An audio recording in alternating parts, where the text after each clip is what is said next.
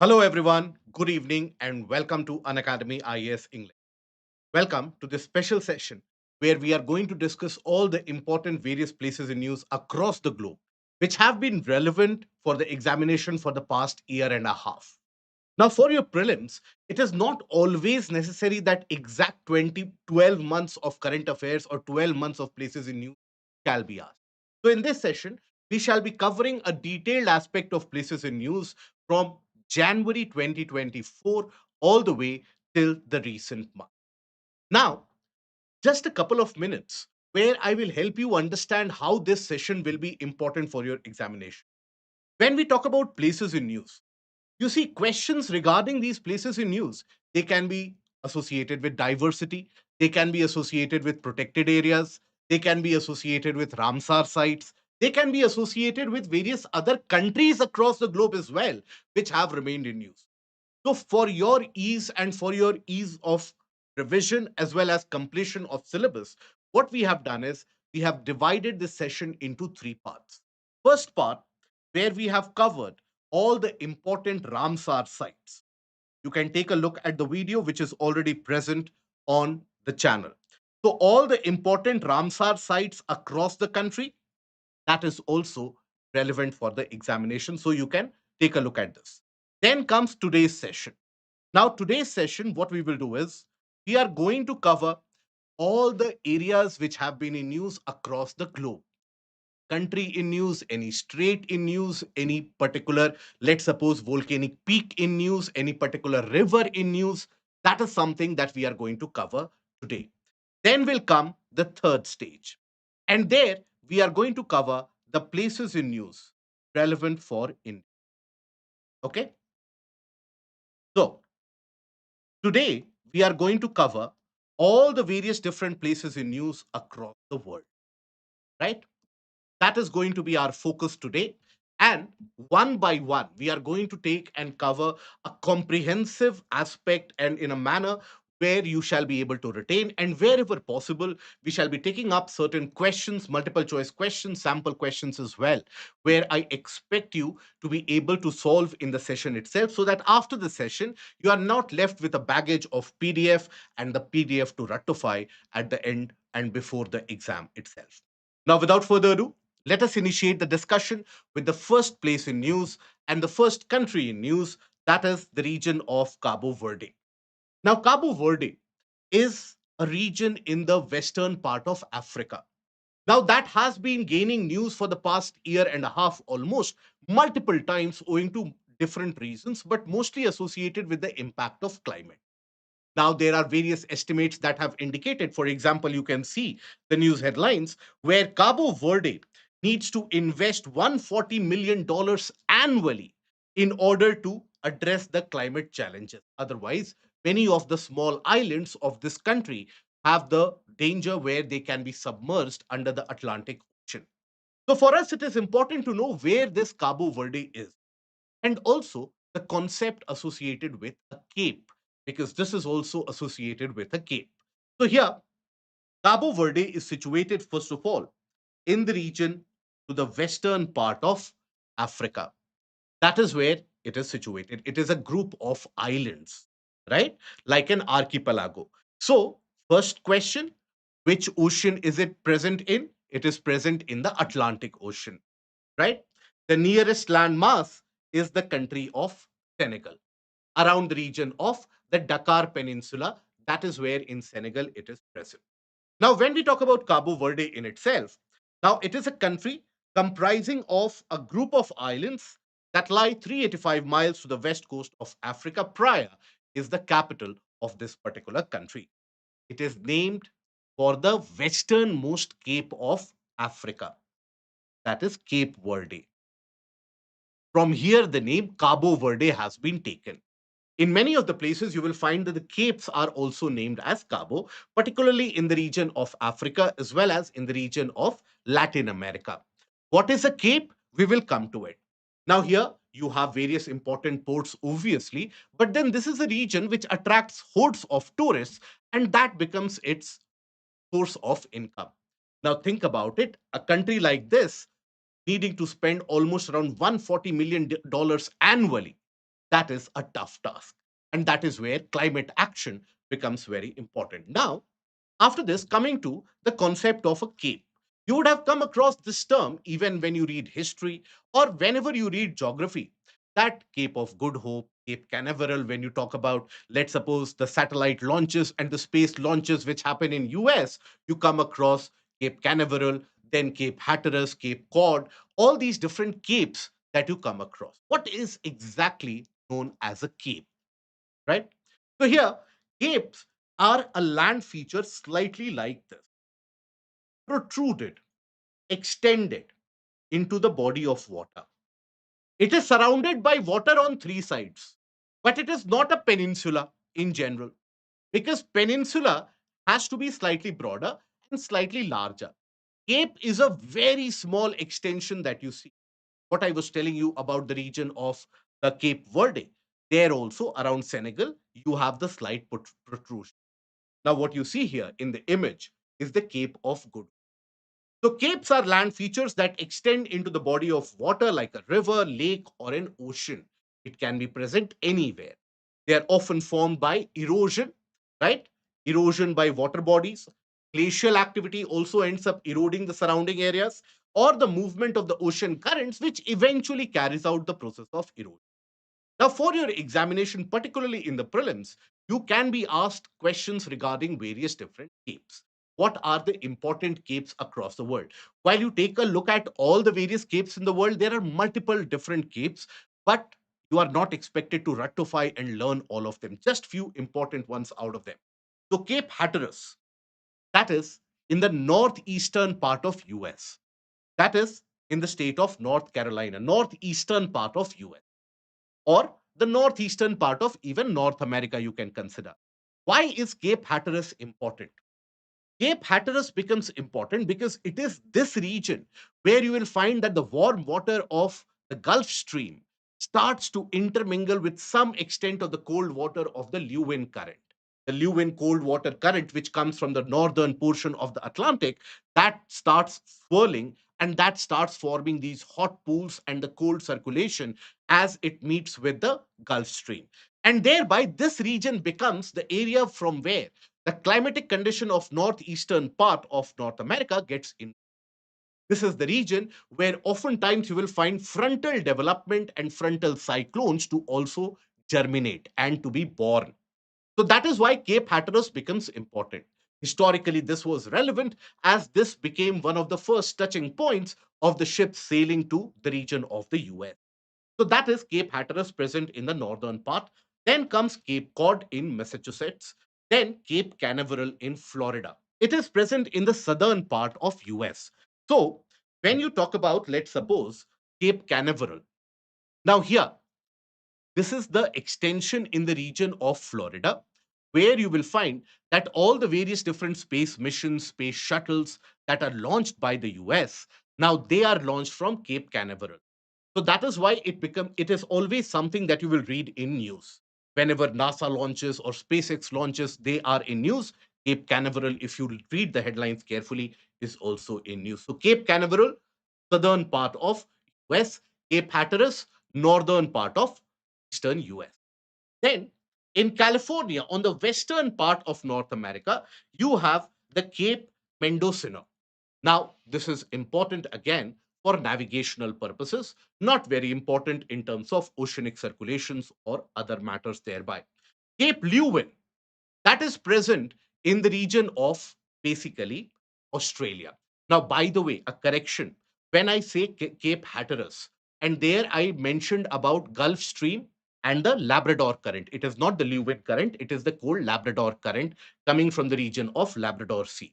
So, around the region of Cape Hatteras, you have the mixing of the warm water of the Gulf Stream with the cold water of the Labrador current. Lewin current is the one which brings warmer waters from the region of the Pacific into the Indian Ocean. Okay, so that is a correction that you should keep in mind. Cape Lewin is present where? In the region of western part of Australia. Around the region of Victoria Desert, southwestern part of Australia, that is where you will find the presence of Cape Lewin. Then Cape Horn in the region of Chile if you observe the shape of South America itself, it is almost in the southern part behaving like that of a cape. So that is Cape Horn. And then you have Cape of Good Hope, that is South Africa. Cape of Good Hope used to be one of those points where all the European merchant ships coming towards Asia or coming towards India, they would take a break at the Cape of Good Hope, and then they would start sailing north, moving towards Asia or India. So that is amongst the southernmost tip in the region of Africa. Okay, so here Cape Hatteras, the northernmost cape amongst the ones that we are considering, then Cape Cod, then Cape Canaveral in the region of Florida, then the important one, Cape Leuwin, where Australia, remember it with the help of the Leuwin Current, then Cape Horn, that is Chile, and then Cape of Good Hope, South Africa. Let's take a question associated with this. Arrange the following in the order from north to south. So you have Cape Hatteras, Cape Canaveral, Cape Horn, and Cape. Let us take a look at that and let us see how many of us are able to provide the correct answer in this case. So Cape Hatteras, where is it present? Cape Canaveral, Cape Horn, and Cape Leuven. Now, here you might end up getting confused in between, let's suppose, the location of Cape Horn and Cape Leuven. So, in that case, I want you to be able to recall the latitudinal extent of Australia, compare it with the latitudinal extent of Chile. So, here Cape Hatteras is the northernmost, right? Then comes Cape Canaveral. Cape Canaveral again in the US itself, both of them in the northern hemisphere. These two are in northern hemisphere, arranged from north to south. These two are in southern hemisphere. So here Cape Leuwin is present to the northern part of Cape Horn. So here the correct order will be 1, 2, 4, and 3. Yes. In these type of questions, many of the time students also end up getting confused or making an error in terms of south to north or north to south. So be very clear when you are making an attempt. Okay, I hope most of you have got this answer correct, right? Now, after this, we come to the portion of Panama Canal. Now, Panama Canal has been in news owing to the US policies which have been there, and a kind of a political statement made by the US administration, particularly the Trump administration, seeking the control of Canal. Now, Panama Canal is one of those water bodies which links across or cuts across Isthmus of Panama. Now, what is an isthmus and which are the other isthmus in news? That is also something we are going to study with the help of. So, first of all, this is the region of the country of Panama. Now, here you will observe that there is a landmass which connects the region of North America to the region of South America. So, a landmass connecting North to South America or any landmass connecting two larger continents and able to separate two larger oceans, that is what is referred to as an isthmus.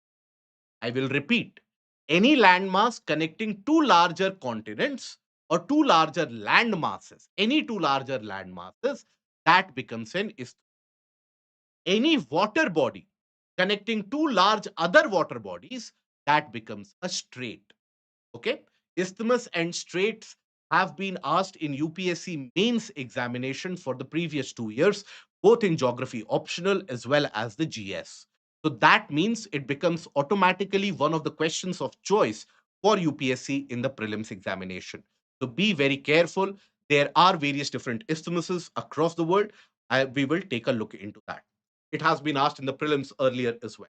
Now, across this region, there is a canal which has been dug through, and here that allows the ships to basically move through and not go through the long path all the way across the region of South America, and that saves a lot of fuel, that saves a lot of time.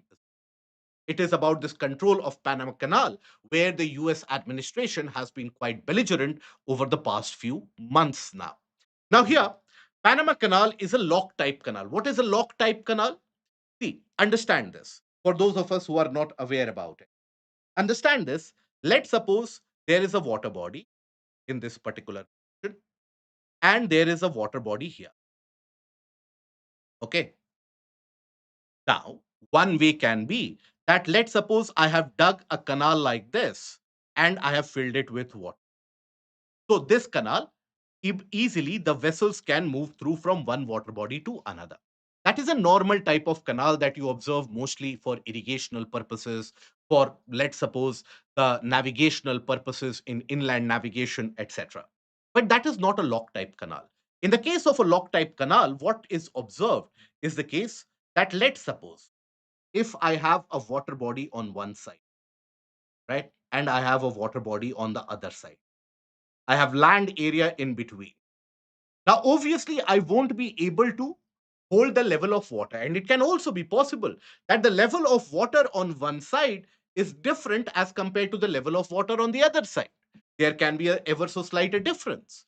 So there are lock gates which are basically introduced. Any ship which is trying to move through, the ship first enters the gate. The other one is closed. Once the ship enters the gate, then the first gate is also closed.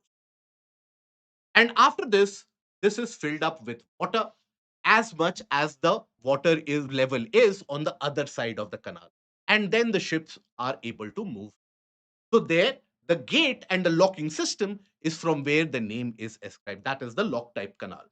Now, this is administered by the country of Panama and connects the Atlantic and the Pacific Oceans. Length from shoreline to shoreline is about 40 miles or 5 kilometers. And from one end of deep water in the Atlantic to the other end of the deep water in the Pacific, that is as much as 82 kilometers. That means closer to the canal, the water gets shallower. Okay. This is very notorious for the kind of traffic jams in terms of the navigational vessels that it offers.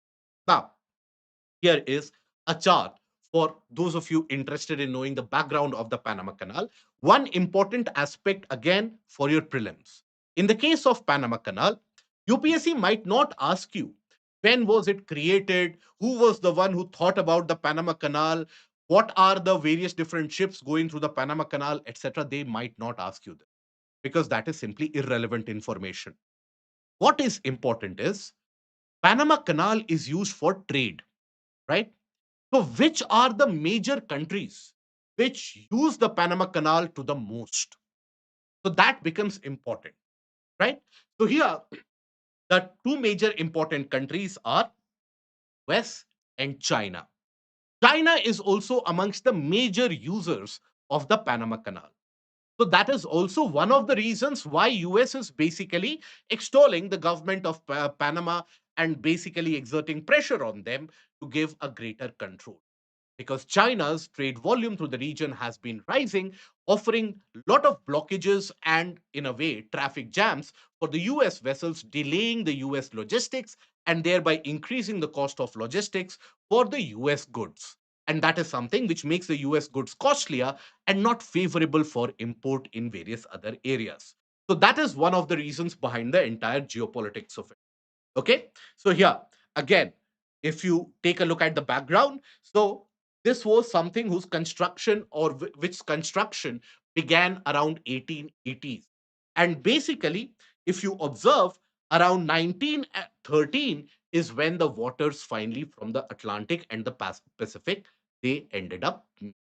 So that is the timeline that you have to look into. You don't have to ratify all the years. This is just for your reference purpose.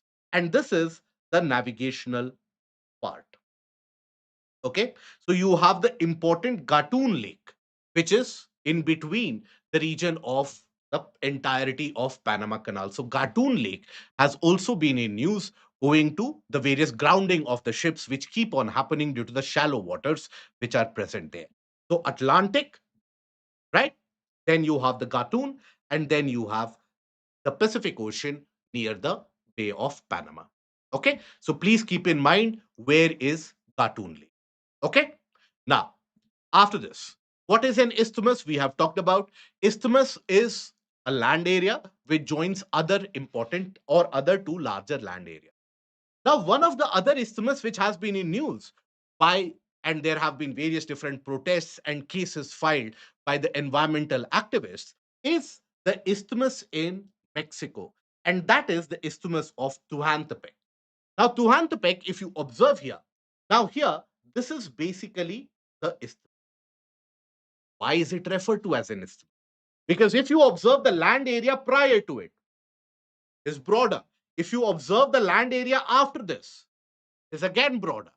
But here at the region of Tehuantepec, you will observe that the land is narrow. It connects the two land areas. So that becomes why it has been in news, by the way. It has been in news. First of all, this is a region which also consists of forests. Now, the Mexican authorities have come up with a plan to build the railways and highway system in this and to be able to connect the region of Gulf of Mexico to the region of the Pacific Ocean. Not exactly by a canal, because Mexico doesn't have that kind of monetary or fiscal resource, but by a kind of mobility solutions, including the system of highways and railways. Just like we have the dedicated freight corridors in India, on a similar basis, the Mexican authorities have been planning to construct a kind of a freight corridor here. Now, that has raised suspicion that it would lead to deforestation and degradation of natural landscape in this area. And more importantly, it will fragment the habitat of the crucial biodiversity which you find in the Central American region. So that is why Isthmus of Tehuantepec is important. So here, which country? Mexico. Okay. Now, Isthmus of Suez. All of you would be aware about this. That is where we have the very famous Suez Canal. Isthmus of Suez, across the region of the Sinai Peninsula, provides a connecting area between Africa and Asia. That historically has been important for geostrategic reasons, as well as for the migration of humans as well as animals from the region of Africa into Asia. So that forms almost like a land bridge. That is Isthmus of Suez. Isthmus of Kra. Where is Isthmus of Kra? Let me see. Are we aware? Where is Isthmus of Kra? This is a portion which was asked in UPSC earlier as well. So when we talk about Isthmus of Kra, beautiful. So this is where you have the Isthmus of Kra in the region of Asia. It connects the mainland region of East Asia with the Malayan Peninsula. Okay. On one side, you have the Gulf of Thailand that is present on one side, Gulf of Thailand. And on the other side, what you have is the Andaman Sea. Okay. So these are the two water bodies that this Isthmus of Kra separate. Why it has been in news? It is in news owing to the fact that China is seeking to construct a canal system here in order to bypass the choke point that it has to navigate to here. This is your Strait of Malacca. Strait of Malacca. This in itself is aimed at shortening the travel time for the Chinese vessels, where they don't have to go to the choke point of Malacca and they can directly enter into the region of the Andaman Sea. So that is where the Isthmus of Kra becomes important. Okay, so these two isthmus, along with obviously the Panama Canal, is something that I am sure you will be paying attention. Okay, Isthmus of Tehuantepec in Mexico, Isthmus of Kra in Thailand, Isthmus of Suez, and Isthmus of Panama. Right. Now, in the region around the Panama Canal, just to the east of it, you have the region which is known as the Darien Gap. Now, that Darien Gap has been in news owing to the migrational patterns. The illegal immigrants moving into the region of North America and eventually US, they basically move through this Darien Gap. The Darien Gap has got one of the most hostile environments in terms of very dense tropical jungles, even though now it has become almost like a tourist hub. You won't believe it, but basically, the countries in the region now it is shared by two countries. Which are the two countries? We'll take a look at it. So basically, this Darien Gap, which is comprised of very dense jungles, now the countries associated are using it to attract tourists to show them that look at these jungles, look at the dense jungles, and these are used basically by the illegal immigrant. Many of the illegal immigrants into US who have basically been deported into India, they have narrated the horrendous tale of them moving through the Darien Gap, where they are attacked by the mosquitoes, the wild animal attacks, and they have to move through very rough terrain, leading to the casualties and death of many of these illegal immigrants who are lost in this Darien Gap. So, first of all, the location. This is the region of the Darien Gap. Okay, the entire region of the Darien Gap. Now, here on one side of it, what you have to look into is the Gulf of Uraba. The associated water bodies is something that you always have to pay attention. Here you have the Gulf of Uraba. Now, here you have a country or an international border. To this side, you have the country of Panama, and to this side, you have the country of Colombia. Then you have the Gulf of Darien, and then Gulf of Panama. Okay, so Gulf of Panama, where it is situated, Gulf of Darien, where it is situated, and Gulf of Uraba, where it is situated. That becomes important. And which countries are there on the border of the Darien Gap? Colombia and Panama. Okay, this is the harsh terrain, particularly on the side of Colombia, where it is drained by the river. That is where it is like a marshland. So you can see the dense forest which the illegal immigrants have to move through. It is an imposing obstacle on one of the world's most dangerous migrational routes.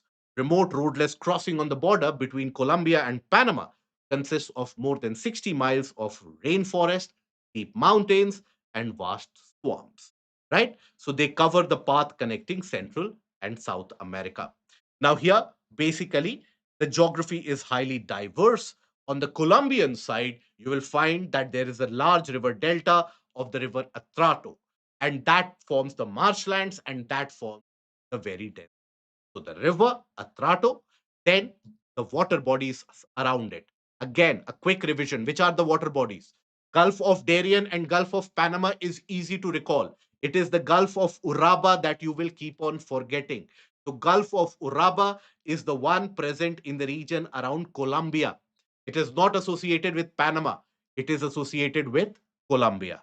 Revise that, repeat that, memorize it right now itself. Okay, Gulf of Uraba, Colombia, Darien Gap. Okay, now after this, we move to some of the countries. So Angola. Angola has been in news owing to the fact that it has quit the OPEC amidst dispute over the oil production quota. What is OPEC? I will also give you a brief insight into it. But where is Angola? For geographical purposes, that becomes important for us, isn't it? Which is the ocean current which drains through the region of Angola? And what is the desert which is present in the region of Angola? Anybody who can tell me the desert which is present across the coastal area of Angola? Do let me know. So basically, Angola is present across again the western side of Africa, right? Western side of Africa. This is where Angola is present, Luanda being the capital, right? There is a desert which starts from here in the coastal area, which extends eventually into Namibia as well, okay, across the skeleton coast of Namibia. That is beautiful. That is basically the Namib Desert. So here, Angola is an oil producing region, oil producing country, and has got sufficient amount of these fossil fuels. Okay. Now here, why is it that you have a desert territory in this region? What is the reason behind a desert territory in this region, particularly the western coast of a continent? That is owing to the fact that here you have a very cold ocean current. And the cold ocean current's name is the Beniguela current, right? Very good. You have the cold Beniguela current, which moves through the Beniguela current, which moves through the region. So wherever the cold ocean currents move, those regions on the western part of the oceans, they tend to a western part of the continents, they tend to become desert. Examples, you have this Namib Desert as an example. Then Atacama Desert is one of those examples. Victorian Desert becomes one of the examples. Then, if you consider even the region of, let's suppose, the California current, there also you have the Mojave Desert, the Chihuahuan Desert. All of these also become an example of the deserts across the western margin of the continent. Okay. Now, The coastal lowlands region stretches across the Atlantic Ocean, and the coastline varies between the flat sandy beaches and rocky cliffs, gives way to a narrow strip of low-lying land. It is exactly to the south of this, in the country of Namibia, where you have the Skeleton Coast. Skeleton Coast, infamous for the large amount of shipwrecks which would be caused in this area, right? This trip includes the country's capital and major portions and major ports like Lubito and Namibe. Now, Luanda is the capital, and it also features the Namib Desert that stretches further into the region of Namibia. Now, Angola has basically quit the OPEC, right? Now, OPEC basically is Organization of the Petroleum Exporting Countries. Now, this is something which happened last year. This year, already Namibia has, or basically Angola, has started indicating some of the positive results after quitting the OPEC in terms of the revenue that it is able to earn. Because in the case of OPEC, each of the countries, depending upon the heft that they have, the political heft that they have a kind of an export and the production quota. Now, once Angola is independent of that, Angola has been able to negotiate with various different countries and is able to gain a kind of some amount of trade benefit. So, Angola, if you remove from that, this is something that you remove. Now, these are the other OPEC nations, right? Most of the oil is coming from the region around the Middle East. But other than that, Venezuela, Ecuador, Algeria, Libya are the ones, then Nigeria and Gabon. So, most of the oil from the region of West Asia, then from the region of Africa. Now, the organization was instituted in 1960 by the countries Saudi Arabia, Iran, Iraq, Kuwait, and Venezuela. Keep that in mind. Venezuela is a trick because, or is a kind of an aberration. Why do I say so? Because whenever UPSC will throw options at you regarding the founding members of OPEC, when it will list out Saudi Arabia, Iraq, Iran, Kuwait, that is something that you will naturally mark as correct, that yes, these are oil producing nations and bulk amount of oil. Venezuela is the outside country. It is present in the region of South America. Okay. Now, OPEC controls more than 80% of the world's crude oil resources, with roughly 65% of them present in the region of Middle East itself. Okay. And there is large amount of money and large amount of trade, which is hinged on that. Now, Valencia, Spain. Now, where is Valencia and why we are discussing this? Valencia, in the region of Spain, was unique because while Spain suffered from immense amount of fires and wildfire, Valencia, on the other hand, on the eastern part, experienced very heavy amount of cloudburst, due to which there was basically a kind of landslide, massive landslides which occurred. Right now, where is Valencia present? And more importantly, the region around Spain, the water bodies associated with that, that also becomes important. So Valencia is present in the eastern part of Spain. Look at the water bodies nearby. The water bodies nearby, Bay of Biscay. Bay of Biscay is present where? So this is your entire Iberian Peninsula, isn't it? This entire thing that you see, that is your Iberian Peninsula. Now, this Iberian Peninsula, by the way, when it joined with the rest of Europe, it formed the fold in the form of Pyrenees Mountains. So, Pyrenees Mountains become a joining bridge between Iberia and the region of Europe. Okay. Now, here you have the Gulf of Cadiz, the Strait of Gibraltar, which connects the region of Mediterranean with the Atlantic. And here you have the Balearic Islands and hence the Balearic Sea, which is present. Now, why is it that the region of Valencia or this region of Spain experienced the conditions of cloudburst? Beautiful. That is because of a combination of two factors, right? So, here, immense rainfall or extreme rainfall were a resultant of, and cloudbursts were a resultant of certain events. One was in this region of mid latitude, Because of the presence of water and the land also, you have differential heating of land and water, due to which the air masses in the region tend to develop differential properties.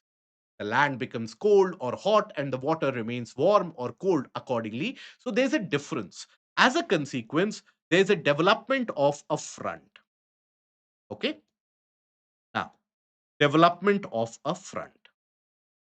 Now, that is why the region is always experiencing frontal rainfall in general.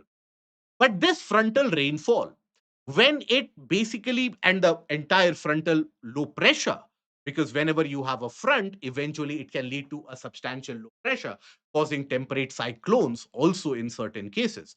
But nonetheless, this frontal low pressure, when that moves and then hits these areas, observe these areas.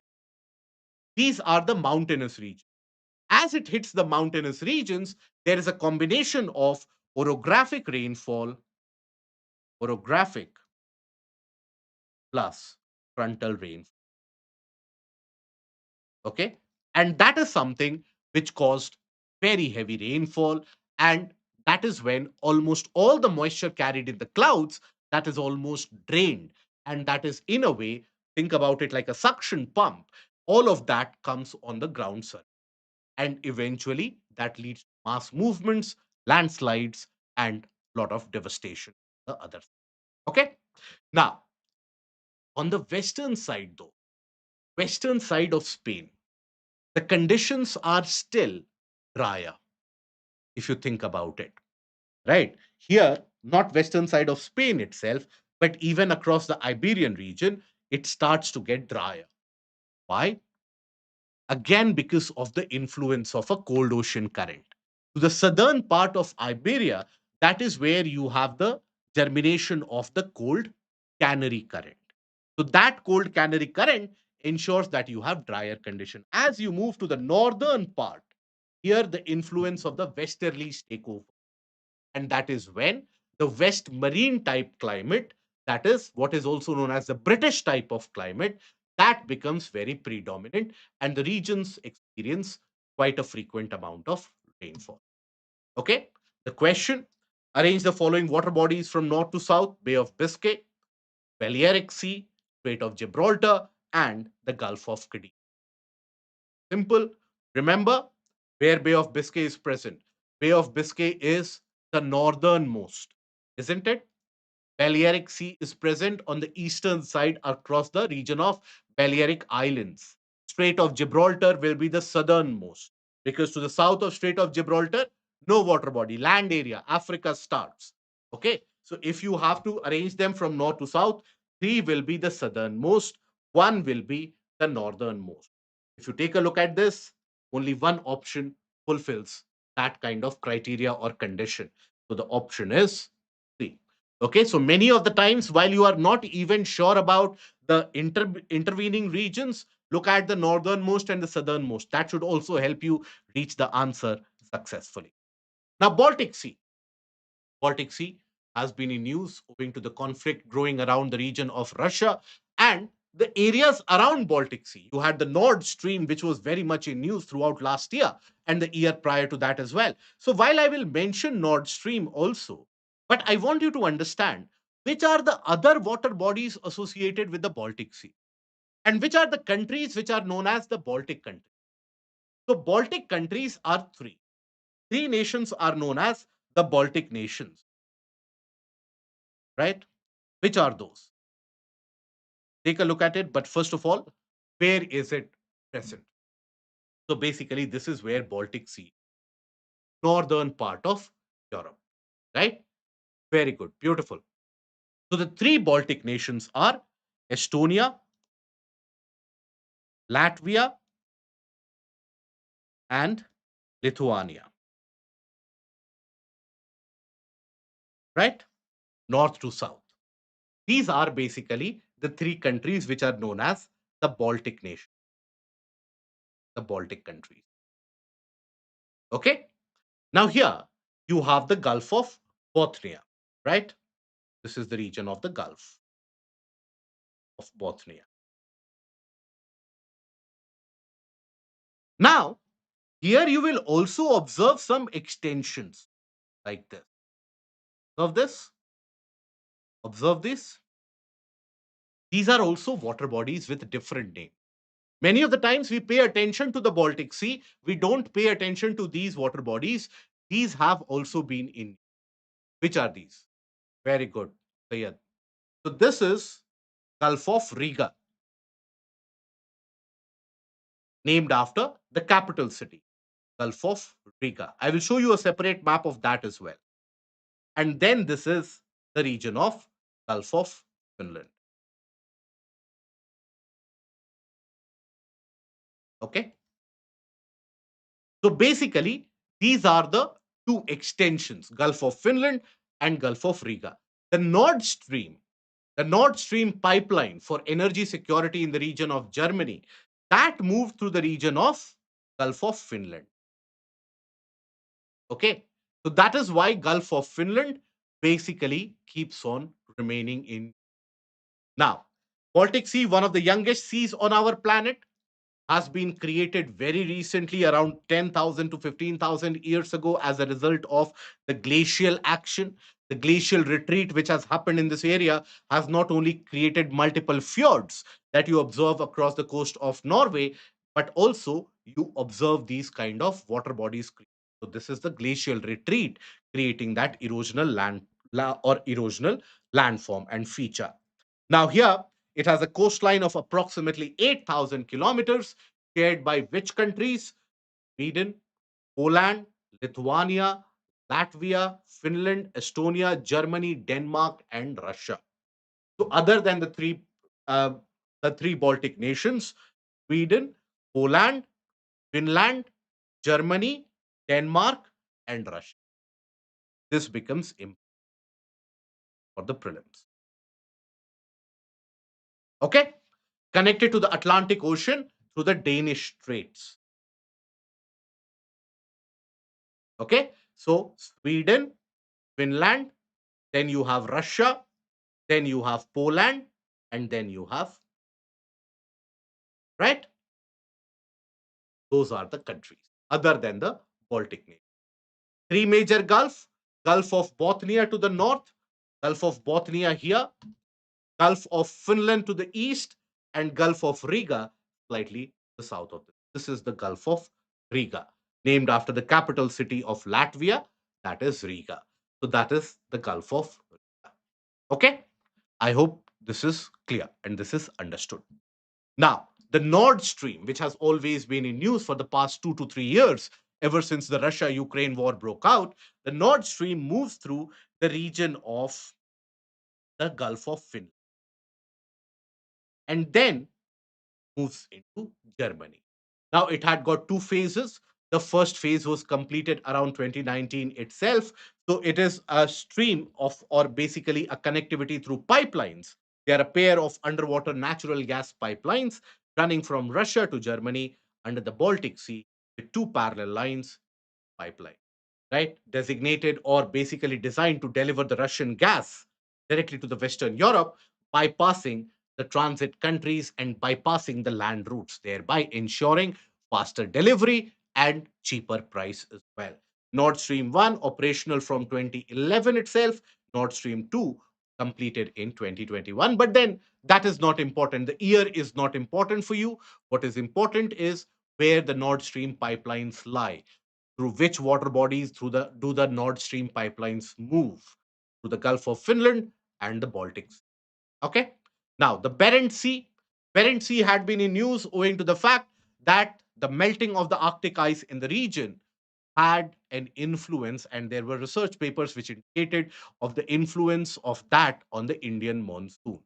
So levels of far-flung Arctic sea ice can change monsoonal patterns. First of all, where is this Barents Sea present? So Barents Sea is present to the northern part of European landmass, to the region of Arctic. This is where Barents Sea is. White Sea that oftentimes you see in the map, that White Sea is also a part of this Barents Sea. Okay, so take a look at the surrounding water bodies across the region of Arctic, because This becomes important owing to the fact that these areas are now increasingly being used for navigational purposes as the Arctic sea ice actually contracts and goes through multiple phases of melting. So that is where this becomes important. So here, Kara Sea, on the other side of Novaya Zemlya, you have the Kara Sea. Then the Laptev Sea, right? Then East Siberian Sea, then the Chukchi Sea. Here you have the Bering Strait, right? So the Kara Sea, Laptev, East Siberian, because Kara Sea and the Bering Sea, they are present over the region of Europe. Think about it in that way.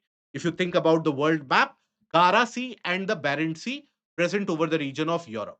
Then you move over to the Russian part of the Arctic. And when you move to the Russian part of the Arctic, here you have the region of the Kola Peninsula. After that, you have the Laptev, then the East Siberian, and then near the region of the Bering Strait, you have the Chukchi Sea to the north and the Bering Sea to the south of the Bering Strait. This is the Bering Strait. Okay. Then again to the American side, you have the Beaufort Sea. Then you have the Baffin Bay and the Davis Strait, which separates the Baffin Islands from Greenland. Greenland has also a lot of news. Then Norwegian Sea, where you have again the warm Norwegian Ocean current. So this is the region around the Kola Peninsula. What you observe. Okay. So again, around the region of Europe, two water bodies, that is Barents and the Kara. Then further, as you come to the region of Asia, you have the region Laptev, East Siberian, Chukchi Sea. Then you come over to the region of America, you have the Beaufort Sea, and then towards the region of Greenland, you have the Baffin Bay, and then again the Norwegian Sea to the region of Northern Atlantic. This is something which should be by hearted, right? By repetition, obviously. When you repeat this figure multiple times, you'll be able to understand this. Okay. Now, there are multiple different trade routes which are opening through these regions. Okay. That is why the region remains in news. Okay. Now, it is bounded by the Svalbard archipelago, where you have the very famous seed vault, where you have the storage of these seeds of various different genetic diversity in the northwest. The Franz Josef Land Islands to the northeast, the Novaya Zemlya archipelago. This is the Novaya Zemlya archipelago, the group of islands. Okay. Now, the Norwegian Sea and the Greenland Sea to the west, and the Kola Peninsula slightly to the south, separated from the Kara Sea by the Kara Strait and the Novaya Zemlya archipelago. White Sea and the Pechora Sea are the two parts of the Barents. Now, how does that influence the monsoonal conditions in India? So basically, when the sea ice in the region of the Barents Sea melts, that creates a warming effect. And due to that warming effect, there is a low pressure. The air starts to rise up. As the air starts to rise up, it will influence the air mass over the Central Asia. That in turn changes the pattern of the winds in terms of not only the cellular circulation, but also the jet stream. As the jet streams, they get impacted, the onset of the monsoon, and during the monsoon season as well, the multiple breaks in the monsoon, that gets impacted. So the melting of the Arctic ice, does it have influence on monsoonal rainfall in India? Yes. Which portion has got the maximum impact? The parents. These kind of questions have to be prepared for. Okay. Now, as sea ice levels decrease in the region, heat rises from the Barents Kara Sea region, creating an anticyclonic condition over northwestern Europe. This disrupts the upper atmospheric region over subtropical Asia, and the instability promotes high rainfall in the northeastern India while leaving central and northwestern region dry and prone to sudden outburst of rain, which can create landslides and cloudburst in the mountainous areas of northwest, and to be followed by drought like. Okay. Now, which of these water bodies form the marginal seas to the region of the Arctic Ocean? Right? Which are the marginal seas to the Arctic Ocean? Barents Sea, Sea of Okhotsk, Baltic Sea, Chukchi Sea, the Greenland.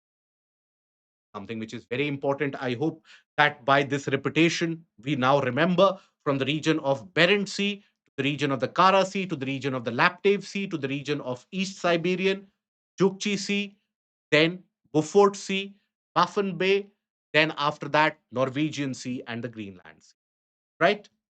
So here, Bering Sea, Chukchi Sea, right? And then Greenland, other than Baltic and the Sea of Okhotsk. Sea of Okhotsk is present where? Around the region of the Bering Sea, the south of the Bering Strait, near the Kamchatka Peninsula. So here, only three, that is C, becomes correct. Okay? Now, Denmark in news, owing to the various different political aspect which has been going on between US and the region of Greenland. So Denmark has been in news. Now, we will not take a detailed look into that, but then basically the region of Denmark, this also is like a peninsula, which is also known as the Peninsula of Jutland, right? So that is the peninsular region. Okay. And here you have multiple small island regions. Okay. That is the area of Denmark.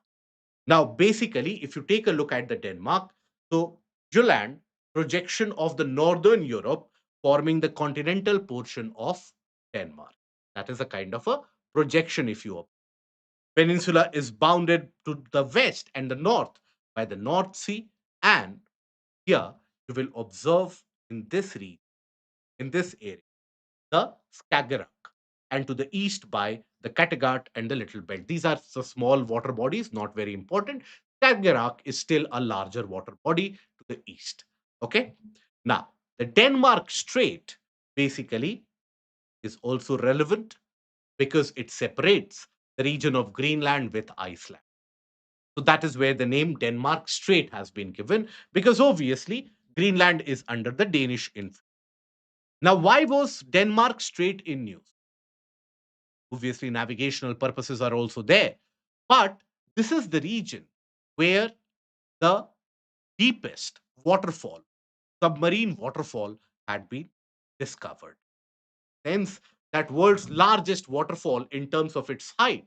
On the continental side, which is the world's largest waterfall or the highest waterfall, it is basically the Angel Fall on the continental side, present in the region around Venezuela.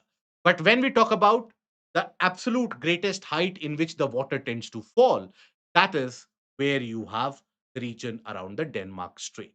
So here, observe that in the region of the Denmark Strait, as a part of the oceanic circulation, as a part of the global oceanic circulation and overturning circulation, Atlantic meridional overturning circulation, you will find that the colder water tends to flow down, right, in this area. And this, what is known as the Denmark cataract, owing to the fact that there are multiple such falls. Rather than a straight cliff face, there are multiple such falls. Okay, so here the Denmark cataract, as it is known as Denmark cataract.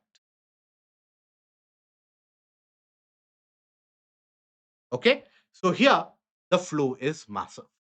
These are the cold waters, and then these cold waters they move southward, the deep. So this Denmark cataract has been in news owing to the greatest fall of water in terms of its absolute height, moving for the case of almost 11,500 feet, which is huge. Now, this is important. This fall of water is important for the circulation of water in the region of the Atlantic, for maintenance of temperature balance, nutritional circulation as well, and that influences the climate in the region of Europe. It is this entire circulation is a part of Atlantic meridional overturning, meridional overturning circulation. Okay, which is AMOC. And it is a part of the larger global conveyor belt. conveyor belt, isn't it? Now, this is a kind of a circulation which is also known as the thermohaline circulation, because this circulation is initiated why? Owing to the difference of temperature and basically density. And that difference in density is initiated by the change in temperature and salinity conditions. So that is where temperature and salinity changes from the lower to the higher latitude makes the water denser as you move to the higher latitude. And that dense water sinks and moves as subcurrent underneath the Atlantic, closer to the ocean floor. And that, when it comes to the region of the lower latitude, rises up, completes the entire circle. Okay? Now, then we come to Greenland. Now, Greenland, obviously, US wants a control over Greenland, and the Trump administration is very serious about Greenland. So here, UPSC obviously is not going to ask you a question that Trump administration is interested in which country, right? Then you will have options of Canada also, the region of Greenland also. So those kind of vague questions won't be asked. So here, what can be asked?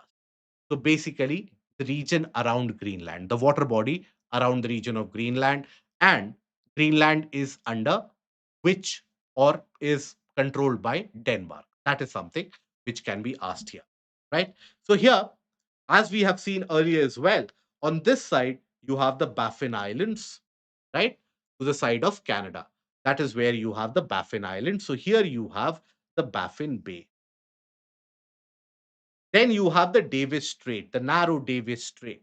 It is through this narrow Davis Strait that cold water starts moving in the region of Atlantic, covering the region of Labrador Sea and forming the very cold Labrador Current.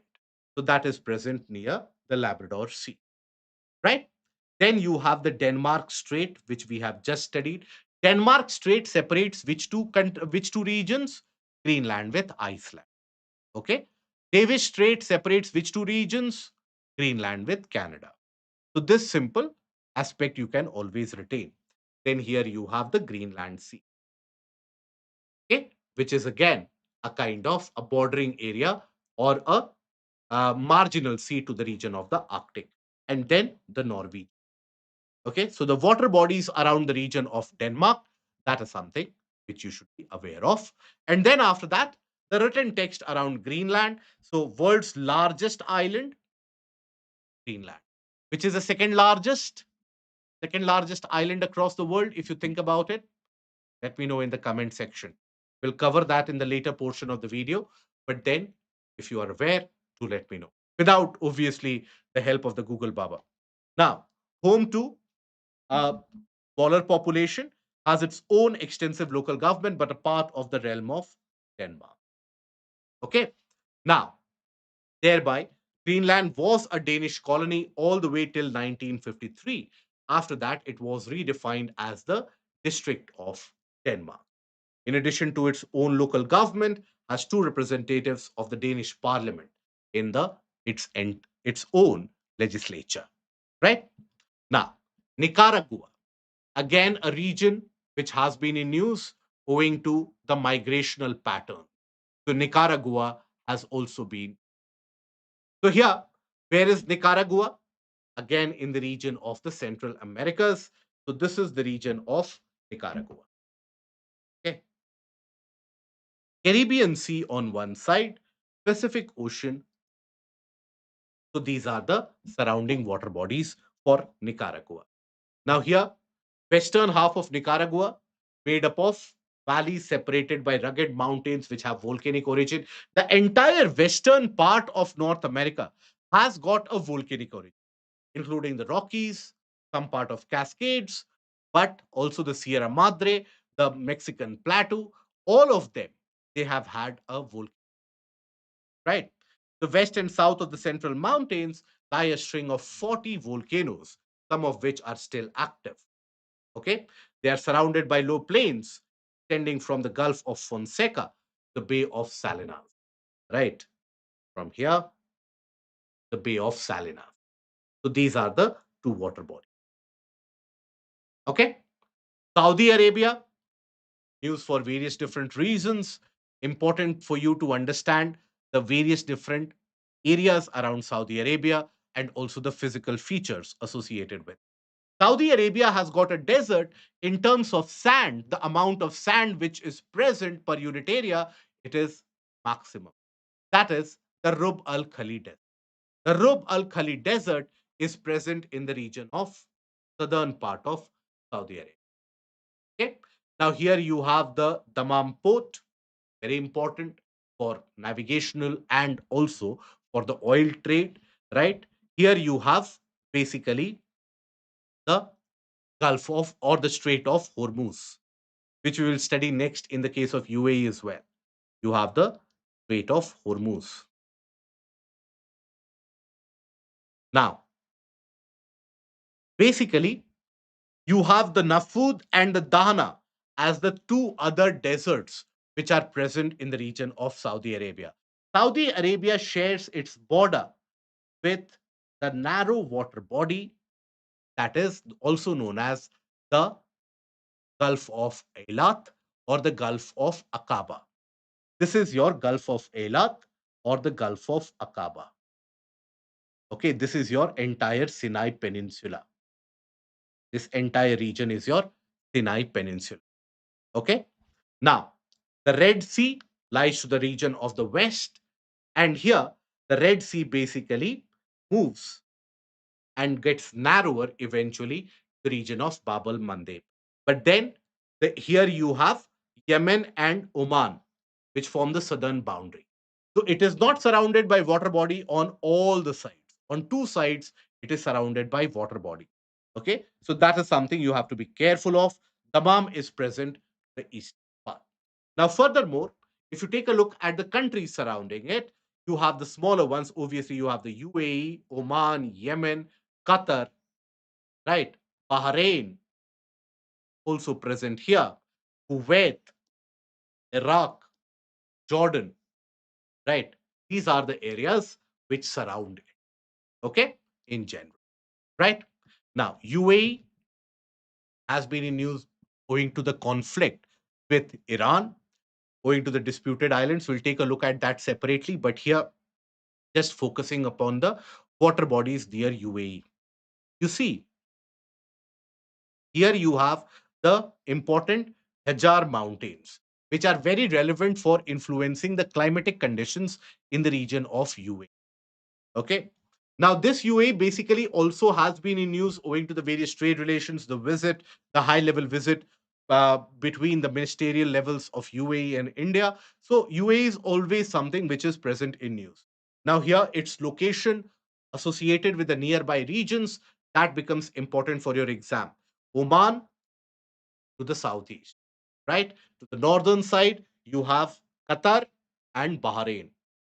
Saudi Arabia, right? Here you have the Strait of Hormuz.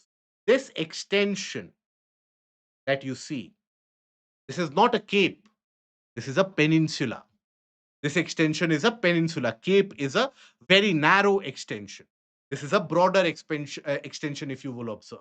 So that is basically known as the Musandam Peninsula, right? That is your Musandam Peninsula. It is around this Musandam Peninsula where you have the three disputed islands between UAE and Iran. That basically one of the most disputed ones, the Abu Musa Island. We will take a look at it separately. Now, Strait of Hormuz connects two water bodies, right? So the important areas that you have to take a look into it, the Sandam Peninsula, Strait of Hormuz, and the two important water bodies. Which are the two important water bodies? Most of the candidates think that Strait of Hormuz connects the Persian Gulf with the Arabian Sea. It is not so. Strait of Hormuz connects the Persian Gulf with the Gulf of Oman. Okay, something which is very important and relevant to be kept in mind.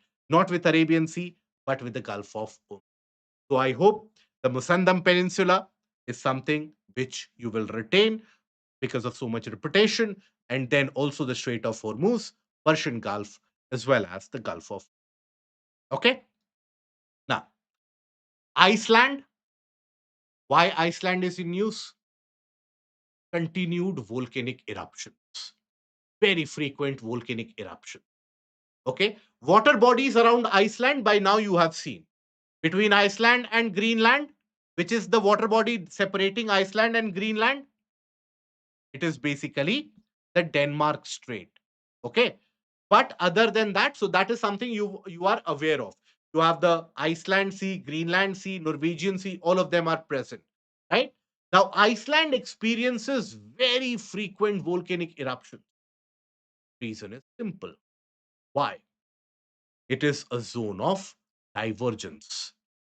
It is present right on top of the mid Atlantic ridge.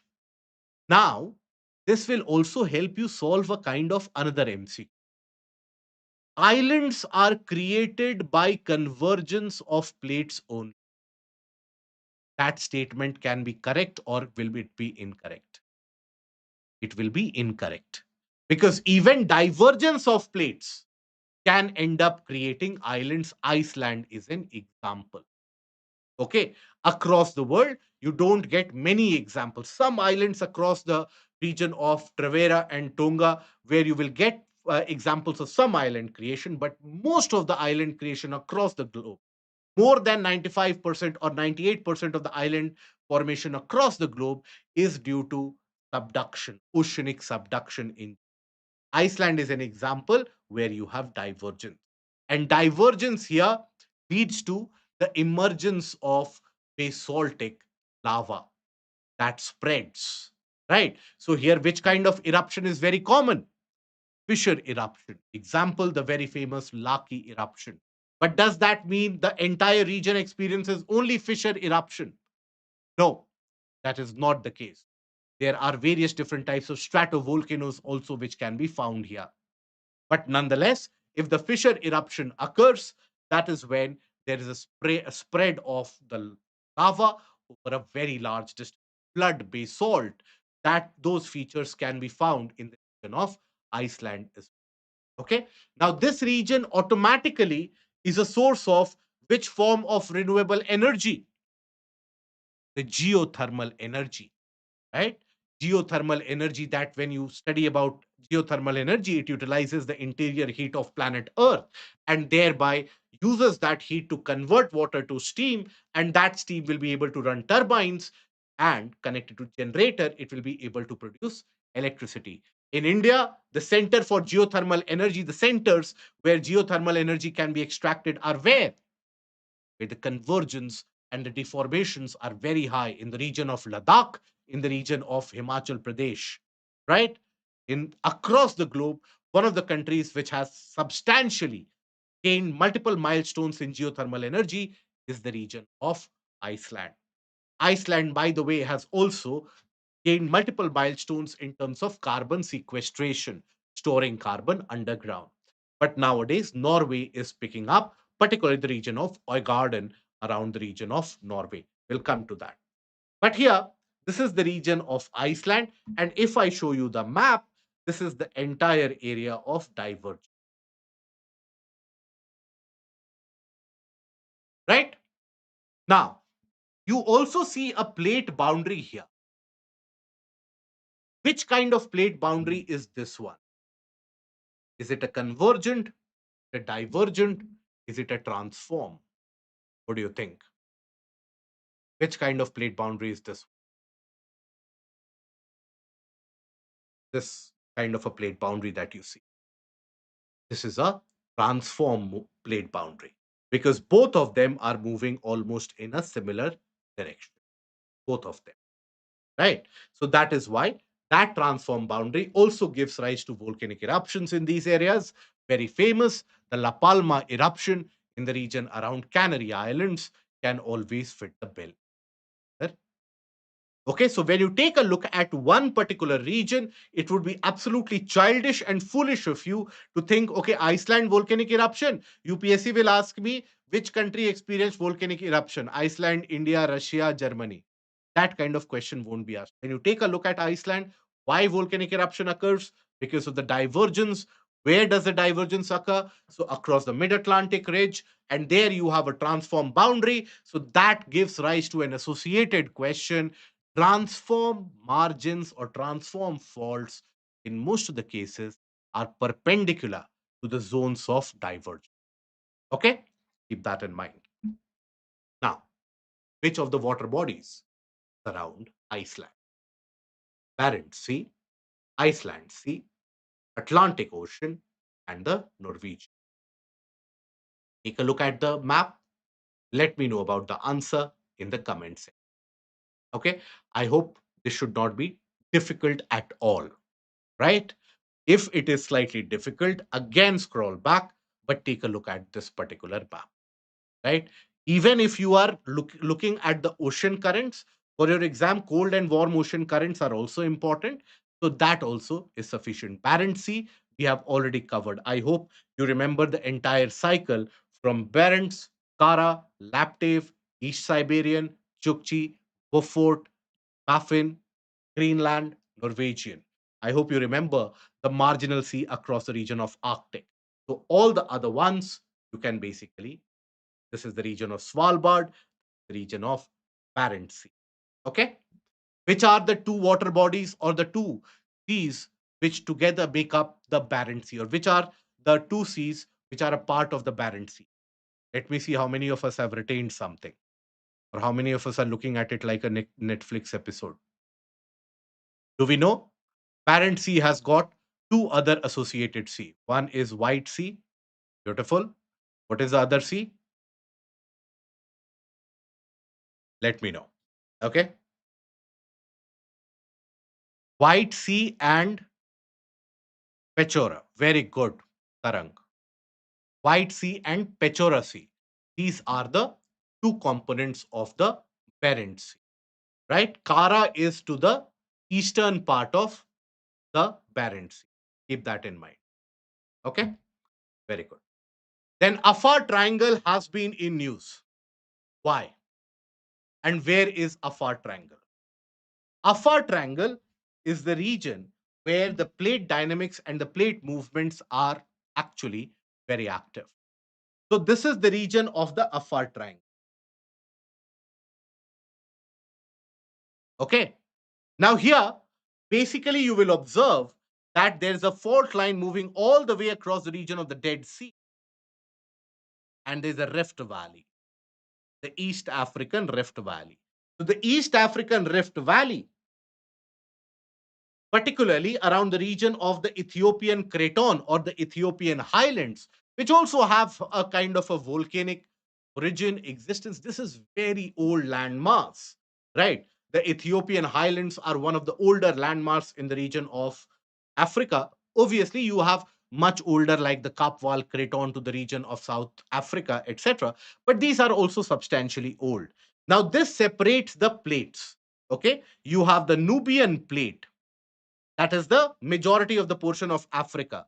Somali tectonic plate, Nubian tectonic plate, and the Arabian tectonic plate. There's a divergence which is going on. That divergence has basically allowed the water to come in to the region of Gulf of Aden and fill the water up till the Red Sea, separated by the narrow strait. But then this entire region is experiencing a rift, and this entire region is going to disintegrate, forming an eastern portion of Africa across the Somali landmass. Then you have the western portion, that is the Nubian landmass, and in between there will be certain islands as well. What is also important for you guys to know is the various volcanic peaks and the lake systems which are present across the Rift Valley.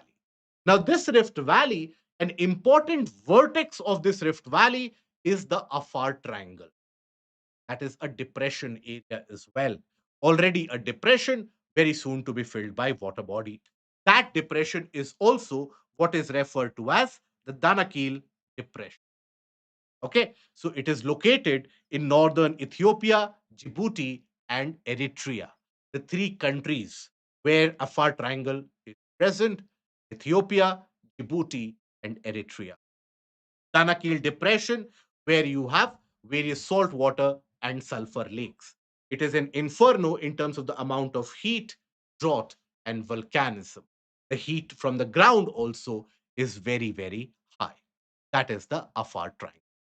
Now, it is the so-called triple junction, which lies where three tectonic plates, they are getting away. Which are the three?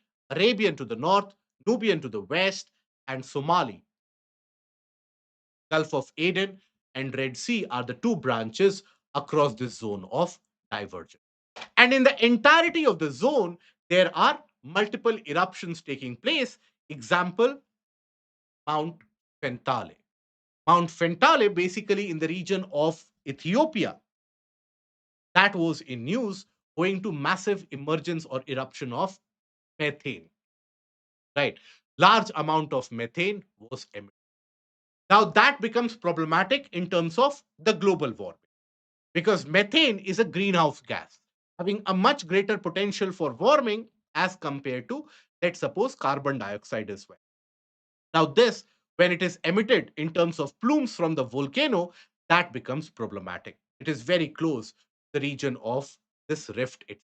It is entirely the part of the divergence which is happening due to which volcanic eruptions are happening. We are going to observe few of the other eruptions as well. So this is the region of Mount Fentale, right? As you can observe, again, this is your the Danakil Depression entirety stretch, right? And this is where the rift exists, right? So it rises approximately 600 meter from the floor of the Rift Valley, and the lavas of the volcano cover an oval area 100 square kilometer. Generally, the volcanoes, they will cover a very large area in terms of the extent, in terms of the massive amount of materials which are expelled. There is an elliptical caldera. Caldera is also important for your exam. What is a caldera? Caldera is basically a kind of a landform where there is a massive depression which has been created as the land has basically caved in. Right? Why does the land cave in? Due to the emptying of the magma chamber. A caldera, a formation of a caldera, means the magma chamber has emptied. Does that mean that there will not be any volcanic eruption thereafter? No. Magma chamber can be filled again, and there can be subsequent volcanic eruptions again. So there can be cones of volcanic eruptions, multiple of them within any caldera as well. Okay, so there are multiple calderas across the world having these kind of conical features within it. Okay, now Mount Kilimanjaro. Mount Kilimanjaro was in news owing to the fact that you had an expedition team which climbed the highest peak of Mount Kilimanjaro atop the Uhuru Summit. Uhuru Summit is basically designating or indicating the term freedom is the highest summit or the highest point on top of the crater of Kilimanjaro. So that is where it was summited. And mind you, Kilimanjaro is again a part of this entirety of the Rift Valley system. Kilimanjaro is unique because Kilimanjaro has got three peaks. Okay, listen to this carefully. Kilimanjaro has got three peaks. Out of them, two are considered to be extinct. Okay, one is still considered to be dormant in the sense that activity can happen there anytime. So Kilimanjaro is not a part of a mountain range, but still is like an isolated mountain peak rising from the ground surface. That is why the local people, the local Maasai people, etc., they always consider it as the seat of God, right? Because the top portion of it is snow clad. Now, it is located in which country, Kilimanjaro? Tanzania. The northeastern part of Tanzania is Africa's tallest mountain, around 6,000 meters high. World's largest freestanding mountain rise. Freestanding mountain rise. Meaning what? Not a part of any existing mountain range system. It is an isolated peak, an independent peak on its own. It is also a stratovolcano. These will form some of the largest la- land masses or landforms created due to volcanic eruption. Stratovolcano. What is a stratovolcano? Where multiple eruptions over a period of time create multiple layers of lava, solidified lava, ash, lava, ash. Also, the type of lava can differ from faultic to felsic, faultic to felsic, depending upon what is present in the magma chain. So that is why it ends up becoming very large a landmass. It is in these stratovolcanoes where you will also tend to find some of the parasitic cones, because the central portion of the volcano becomes so thick and so very hardened that the magma rather would try to escape from the sides, from the weaker areas. And that is when it will form some parasitic cones. Okay. Now, it has got three cones: Kibo, Mavenzi, and Shira. Kibo is the summit of the mountain and tallest of the three volcanic formations. Mavenzi and Shira are considered to be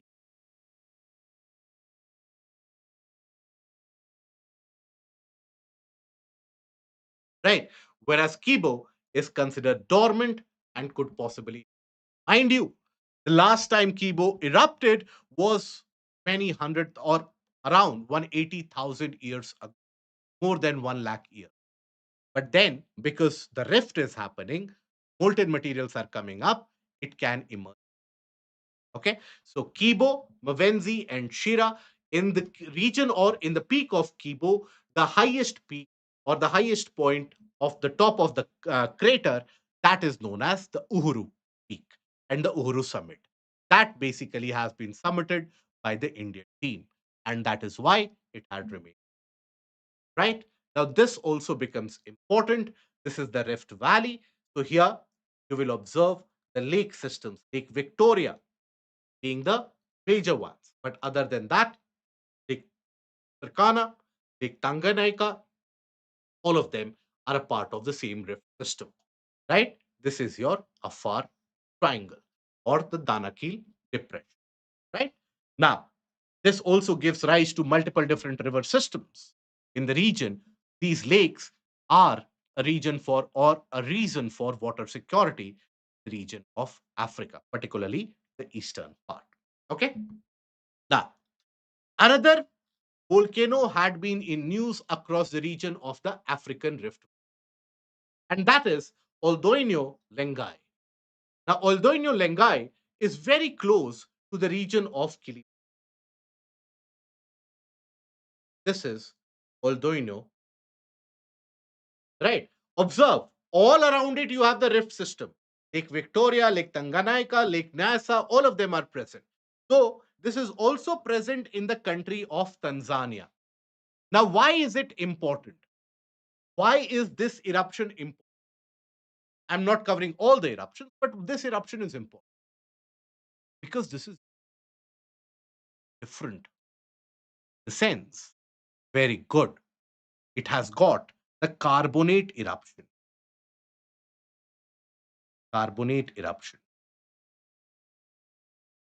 which happens at much lower temperature, right? The materials are not at very high temperature that is generally associated with the case of normal volcanic eruption. This is a low temperature eruption, which is very, very unique. And that is why this is the one which is important. Yes, not the Coca-Cola one, the carbonite materials, which generally run down the slope with some amount of substantial. So, Oldoinio Lengai, known as by the local Maasai people as the Mountain of God, is the stratovolcano again in Tanzania, located near the southern end of the Rift Valley system, unique, low temperature, and carbonitic lava. So, this is a practice question that will be framed accordingly with this all. Now, Lake Tanganyika that you find very close to it, second largest freshwater lake in the world by volume, and the second deepest lake, freshwater, second deepest lake after Lake Baikal, right? So these are freshwater lakes which are very, very deep. Generally, these deep freshwater lakes can be created either because of a rift or a fault zone. And the second reason why deep freshwater lakes are created are because of glacial erosion and glacial activity. The lake is shared by four countries, that is Burundi, DRC, Tanzania, and Zambia. Are the four countries across the region of Lake Tanganyika. Take a look at the practice question. Let me know the correct answer. Consider the following statements about the volcano of Oldoño Lengai. The lava which erupts is at a higher temperature as compared to the felsic lava. It is situated across the East African Rift Valley. It is a dormant volcano marked by presence of radial pattern. What do you think is the correct answer? Let me know.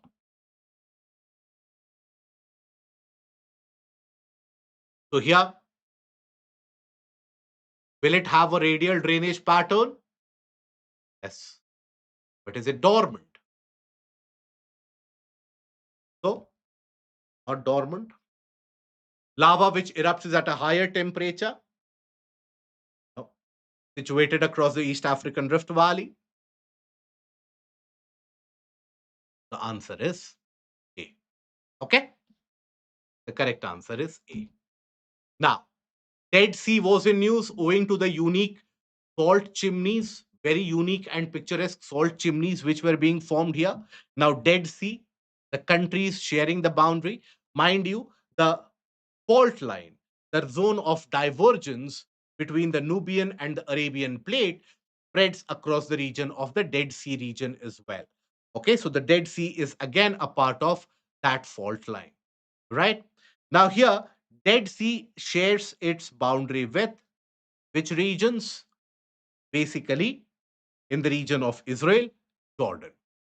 Okay, as we are going towards higher altitude, salinity increases. Depends.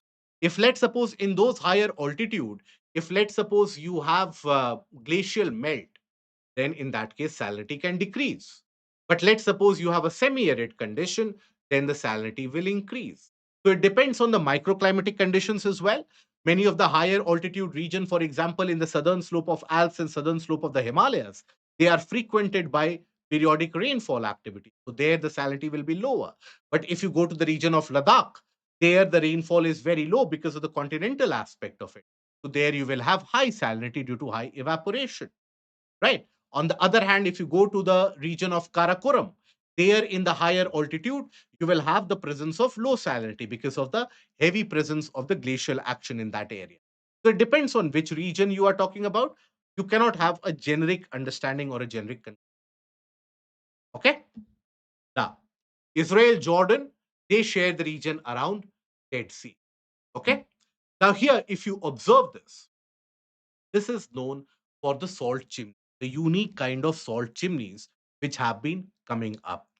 Now, these salt chimneys, the formation of it is also very unique in the sense that you have water, underground water, which is seeping. Water from the aquifers are seeping. Now, this water crystallizes, the salt in that crystallizes owing to the temperature of the Dead Sea. And that is why you are able to see this chimney like. Okay. So here, yes, one is saline, one is comparatively fresh. So researchers have discovered meter-high chimneys on the floor of the Dead Sea. They are formed by the spontaneous crystallization of minerals from the groundwater with an extremely high salt content flowing out the lake. Okay. Now, the groundwater from the surrounding aquifer penetrates into the saline lake sediments, reaching out extremely old and thick layers of rocks. As the groundwater comes out, it will bring those layers of rocks consisting mainly of halite, halons, that is the salt group.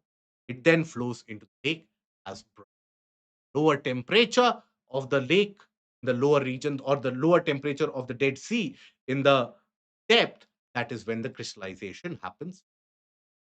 Okay. Now, this is the practice question for which I want you to put the answer in the comment section and accordingly understand which is correct. Consider the following statements about the salt chimneys recently in news. They are created due to the accumulation of excessive salt present in the waters of the Dead Sea. They appear as rising structure due to difference in density of saline water and the water of the Dead Sea. Dead Sea is bordered by Jordan to the west and Israel. How many of the above statements are correct? Let me know. So here, the first statement. They are created due to accumulation of excessive salt present in the waters of Dead Sea.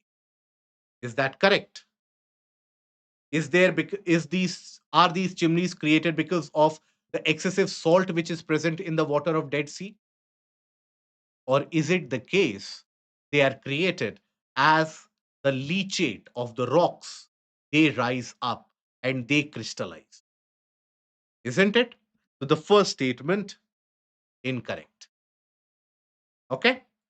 They appear as rising structures due to the difference in density of saline water and water from the Dead Sea. This is correct. Dead Sea is bordered by Jordan to the west and Israel to the east. Is this correct? Yes or no?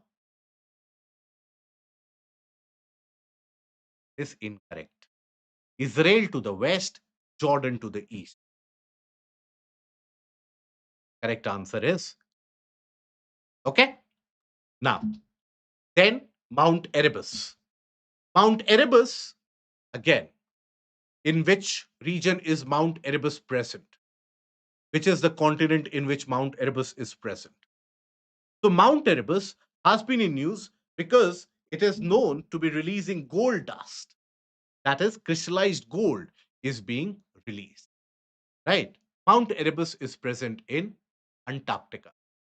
But then, obviously, this does not mean that all of you leave the prelims examination, catch the nearest boat, and swim off to and sail off to Antarctica. This dust, basically, the materials, they crystallize at very low temperature and they then get dispersed. Mount Erebus is also infamous owing to one of those plane crashes which changed the entire navigational history, where a plane carrying full of passengers moved and crashed into Mount Erebus. Mount Erebus is the active volcano in the region of Antarctica. Okay. Now here, this is the region of Mount Erebus. Okay. And here you have the Ross Sea. Ross Sea is closer to which of the continents or which of the countries? South Africa, Chile, or New Zealand? Which of the countries are closest to Ross Sea? It is basically the region of New Zealand. Okay, so that should give you an idea about the orientation of it, the alignment of it. Okay, so that is basically the region of the Ross Sea. And this is where you have the various different research stations which are also present in the region of Antarctica. Okay, so that is Mount Erebus.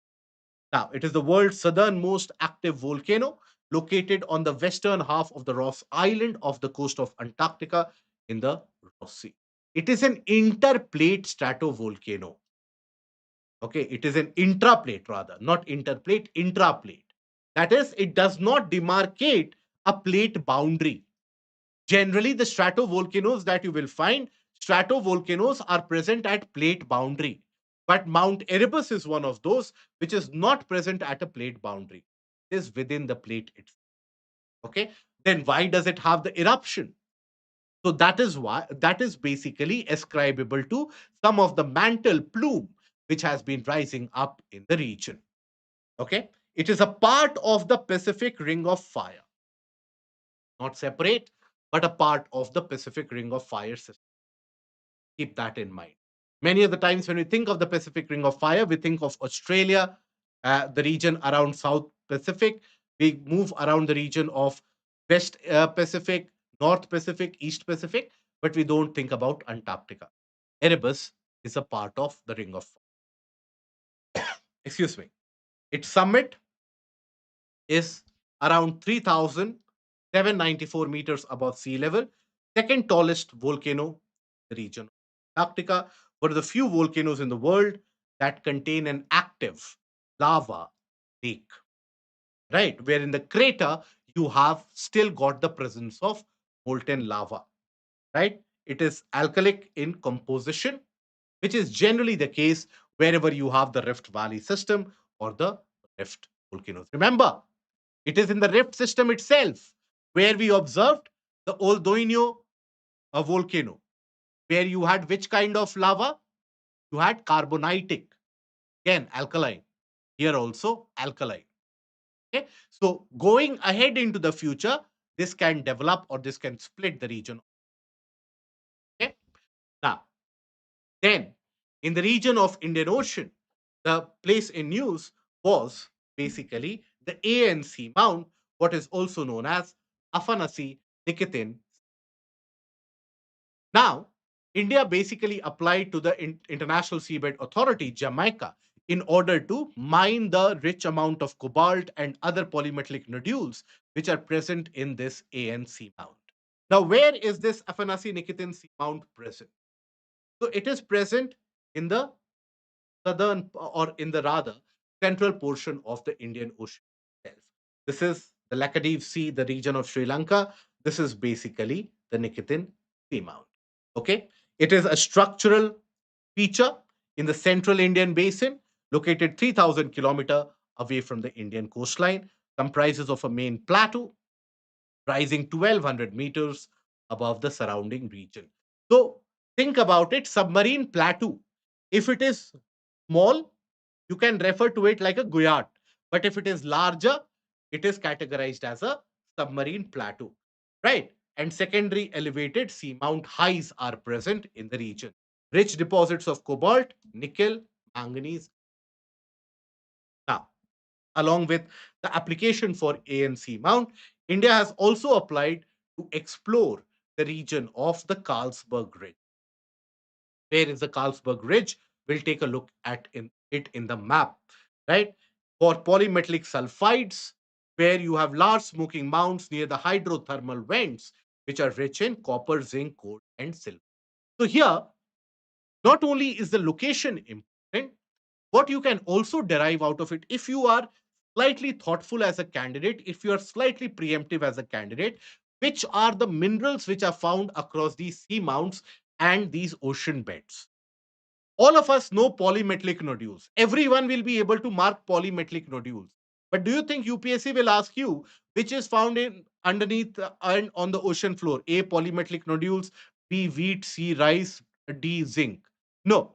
So which kind of minerals within those polymetallic nodules? That is something that you have to extract. So here copper, zinc, gold, silver, that is consistent. Cobalt and nickel can be also found, right?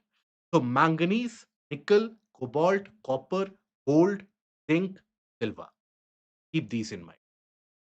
Okay. Now, after this, basically, I know this is a slightly complicated map. There are a lot of text thrown into this map. But if we pay attention here, we will be able to understand some of the very unique kind of submarine features in the region of Indian Ocean. Indian Ocean, why this becomes important for this year also, next year also, is owing to the large scale exploration which is being carried out in terms of mineral exploration, and also in the India Samudrayan mission is coming of age, and the competition that you have with China. That is why Indian Ocean and submarine region of the Indian Ocean becomes relevant for the exam. So here you have the 90 East Ridge, obviously owing to the longitudinal extent. This is where you have the Chagos Laccadive Plateau. That is where in this region itself you have the Chagos Archipelago, the region around Diego Garcia, which is always in news. This is the Carlsberg Ridge, region to the Carlsberg Ridge. Lot of hydrothermal vents, so mineral deposits are substantial. This is the Socotra Ridge. Near the Owen fracture zone is the Socotra Ridge, where you have the island of Socotra. Okay, the Mascarene Plateau, which consists of islands like the Reunion Islands, the Mascarene Islands, the region of Mauritius, that is included in the Mascarene Plateau. Okay? Because that is important for India. Why? In terms of physical conditions, in terms of physical geography, that is where the strength of the high pressure in the region of this Mascarene Plateau determines the amount of rainfall India is going to receive during the monsoon. Okay? The ANC Mount is present roughly slightly the north.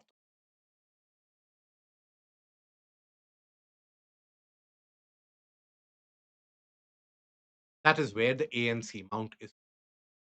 Okay? Central part of the Indian Ocean. This is where you have the Reunion hotspot. It is a volcanic hotspot where the volcanic eruption in this region has been responsible for the formation of Deccan traps that we see in India. And these are the regions of divergence where the Southern Ocean is basically expanding and the Indian plate is further being pushed north. The Australian landmass is also further.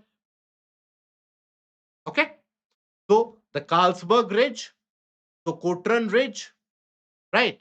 The AN Seamount, the Chagos Plateau region, and then the Mascarene Plateau region. Okay, these are the important ones. Then coming to certain aspect of the geopolitical angle, that is where Eris crossing was in news. Eris crossing, where okay, of the so you have the Philadelphia corridor on one side and the Eris crossing on the other side of the Gaza Strip. So Eris crossing had been in news. Okay. Now, when we talk about the Eris crossing, it is located in the north of the Gaza Strip, main crossing for the movement of people between Israel and Gaza, primarily a pedestrian crossing, but also for the road supply. Right? There are other crossings. So, here, which kind of question will you expect? Match the following that this region is associated with what? Which country? That kind of a match the following kind of a question can be expected. That's it. Gulf of Eilat. This is also what is referred to as Gulf of Aqaba. Gulf of Aqaba is present to the eastern end of the Sinai Peninsula. This is the Gulf of Eilat or the Gulf of Aqaba. Important for your examination to know which are the countries where it shares the boundary with, right? So, four countries: Egypt, Israel, Jordan, and Saudi Arabia. These are the four countries with which Gulf of Aqaba shares its boundary. Now, why was it in news? Owing to the fact or the news regarding the coral reefs, particularly in this, right? Shallow water body, the tropics, obviously perfect condition for corals. So that is where it was in news. And the scientists have basically studied the corals in the region and they have found out that there has been a 3,000-year shutdown in the growth of the coral, where they would not grow because when the corals grow, one generation after another generation, they keep on forming layers. But that had not been the case, right? So, from about 4,400 to 1,000 years ago, due to temporary drop in the sea level, that could have been caused by global cooling. So, the corals went through a shutdown in terms of growth, right? It forms an integral part of the Rift Valley, and the Tiran Strait connects the Gulf of Aqaba with the Red Sea. Where is the Tiran Strait? This is what you see as the Tiran Islands. Islands. What you see here, this water stretch, that is your Tiran Strait. Okay. So the Tiran Strait connects it with the Red Sea. Okay. Now, Humboldt Glacier. Humboldt Glacier has been in use, named after one of the greatest pioneers of geography, Alex von Humboldt. Humboldt Glacier, which is present in the region of Venezuela, basically has been reduced to a kind of an ice field. And thereby, marking for the first time a complete disappearance of glacier in the modern times from Venezuela. Now, Venezuela doesn't have any of those. Okay.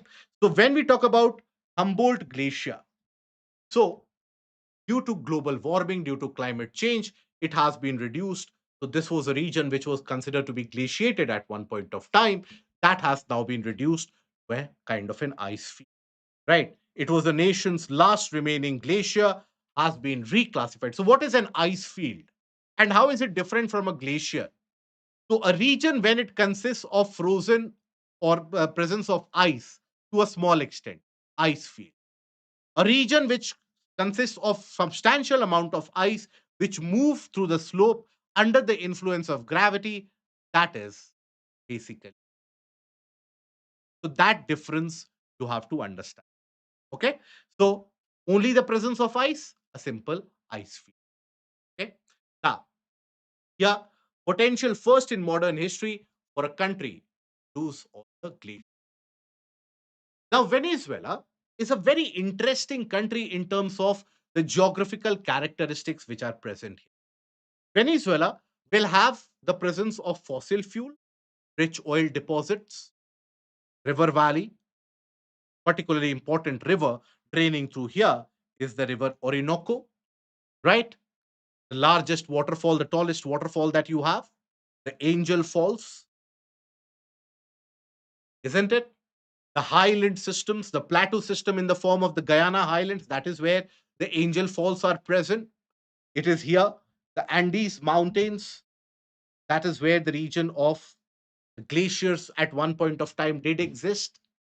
And this is also, by the way, a region where you have the presence of tropical grassland. The name of it being, what is the name of the tropical grassland in Venezuela? That is basically Thanos. Okay. So they are also present here. Further south, as you move, you have the Amazons, which begin from, right? Very rich in terms of oil production. And here you have the Lake Maracaibo. Very important for touristic purposes as well, right? Biodiversity. Now, then the Chance port in the western part of South America was also in news, owing to it being a part of the Belt and Road Initiative and the disputes associated with that. Now, the Chance port basically being developed with the help of Peru, that would reduce the transportation of materials from the interior of South America over to China, and that was thereby and therefore made a part of the entire Belt and Road Initiative. So it was inaugurated in Peru as a part of the new land sea corridor linking Latin America with China, a part of the BRI. So when you have a question that which is associated with BRI, generally anything in South America, you don't think about it. But Chance Report made multiple news headlines.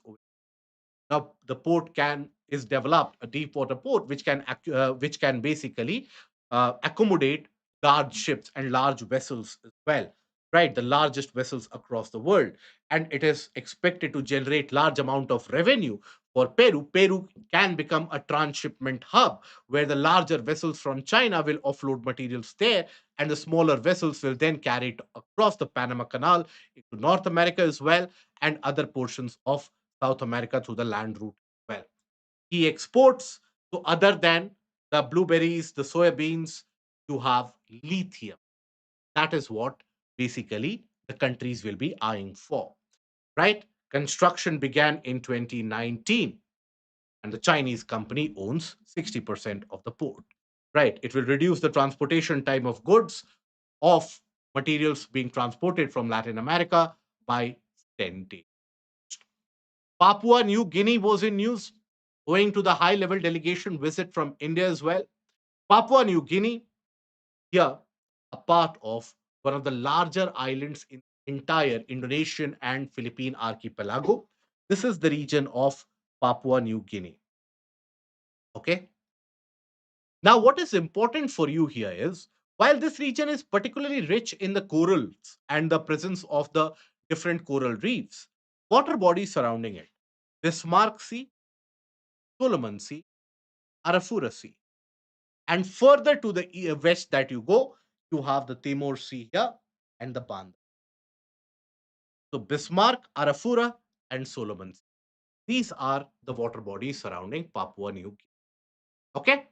Now, island of the eastern Malayan archipelago, right to the north of Australia, bounded by Pacific Ocean to the north, Bismarck and Solomon Seas to the east, Coral Sea and the Torres Strait the south, and Arafura the southwest. These water bodies and the boundaries, that is something you have to recall. So again, take a look at it. Here you will have the entire region of Pacific, Bismarck, Solomon, then Arafura to the south, you have the Coral Sea well.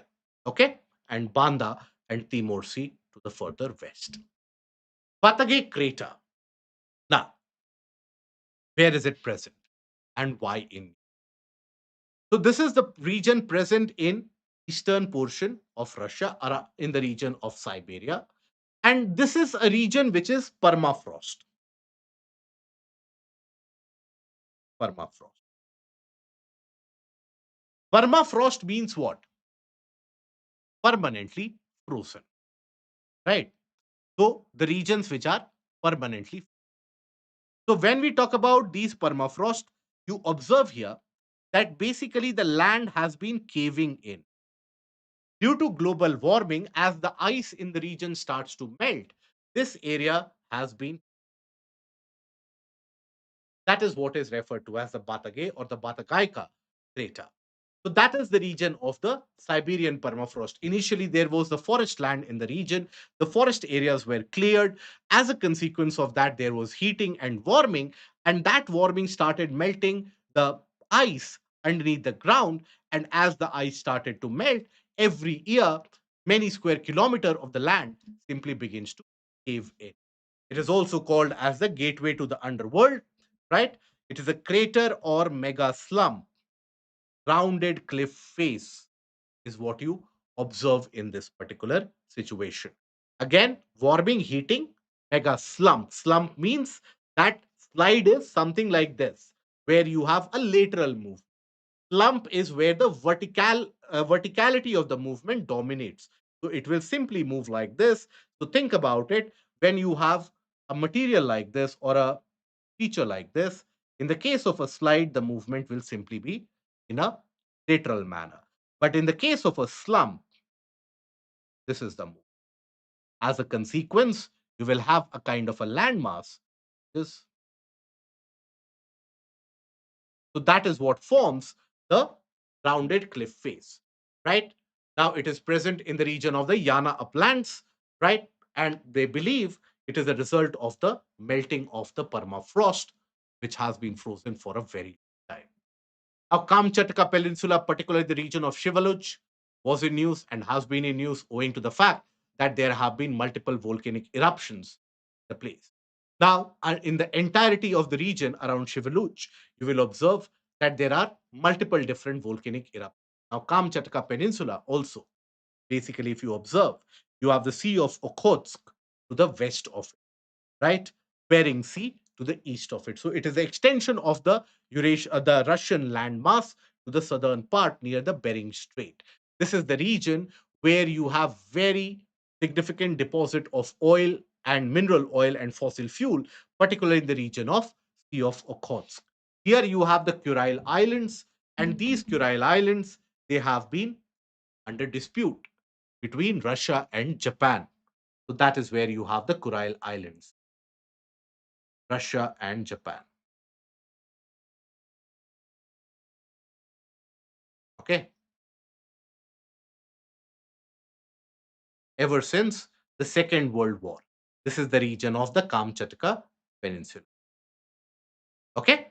Here also, you have the cold ocean current, that is the Oyashio, which starts full flowing south, meeting with the warm ocean current, that is the Kuroshio, which drains to the.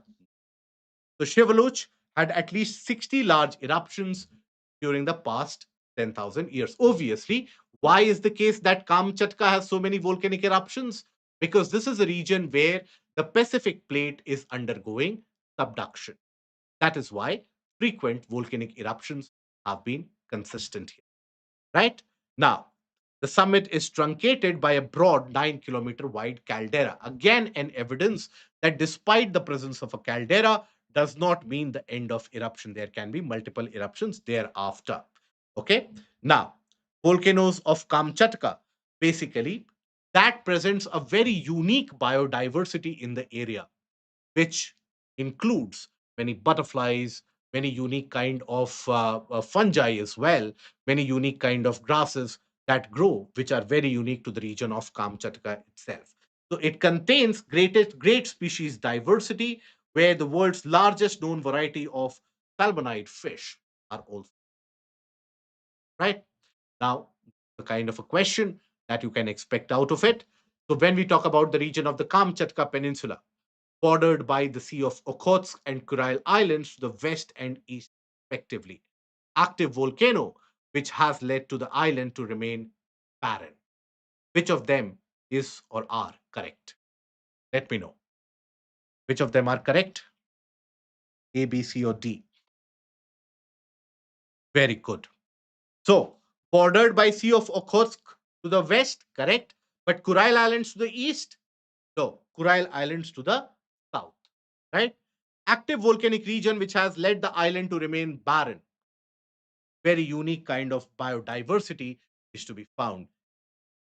Both of them are incorrect. Correct answer is right. Now, the second Thomas Shoal is in the region of South China Sea, which has been in right. So, South China Sea is in news. Now, here you have the nine dash line, almost the extended version of it. Here you have the Spratly Islands. Okay, this is your second Thomas Shoal. Okay, here you have the Mischief Reef. So, multiple different reefs are present in the region. This has been in news owing to the tussle between the Chinese and the Philippine Navy, which has been going on around these shoals. What are these shoals? Shoals are basically, in a way, if you think about it, an extension of the coral systems and the coral islands, which are very dynamic in nature, right? They are not very large islands. So that is why the shoals and the outer extremity of it, they are dynamic in terms of the coastal erosion, which can also be dominant, the seawater change, which can also be dominant. That makes the dispute very difficult to resolve.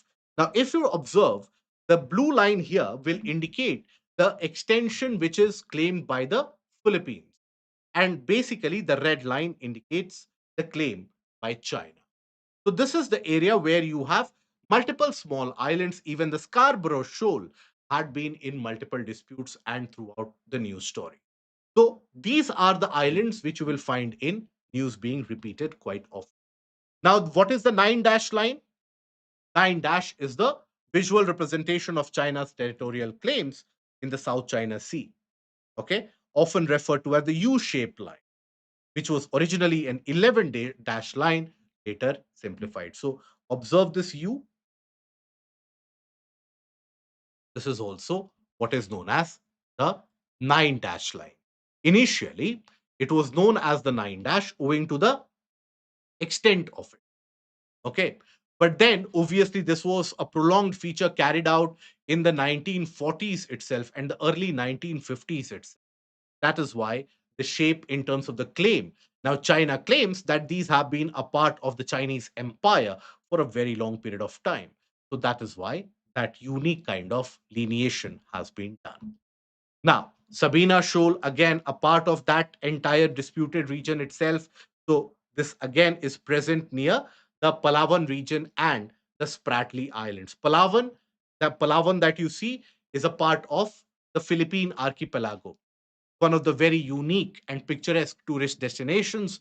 That is the region of the Palawan Island. So there again, there was a tussle with the Philippine Navy. So here you have the second Thomas Shoal. Here you have the Sabina Shoal. Here you have the Scarborough Shoal. These have been the regions of multiple frequent dispute. Okay. Now, claimed by China, and China, what it does, it simply names the region that it wants to claim with a different name, right? is located around 75 nautical miles to the west of Philippines and 630 nautical miles from China. So think about it. Some place is located around 630 nautical miles, but just because I want to claim it, I will name it separately. So that is what the China's modus operandi has been. So this is a region which is complicated in terms of the claims made by even Vietnam. Vietnam also comes into the picture here, along with China and Philippines. Very rich in biodiversity. And why is everyone wanting to claim this? Rich in fossil fuel. This region is said to be holding a lot of fossil fuel reserves. All these areas are where US is also helping Philippines build up some amount of defense capability. But on the other hand, China is going to the next step and building artificial islands themselves. Right? So here, this is where you have the Paracel and the Spratly Island. Most of you, when you think about South China Sea, you know about Paracel and Spratly itself. So this is across the western part of the South China Sea. Eastern part is where all the disputes are. Okay. Now, again, geographical feature which surround the South China Sea: Malacca, Luzon, Tonkin, Celebes, and Sulu. Take a look at the question and let me know in the comment section. Right now, consider the following statements about the islands in South China Sea. Scarborough and Sabina Shoals is actively disputed between the three countries. They are rich in biodiversity, like the coral. So that becomes easy, I hope. That is something which we can solve easily. Right?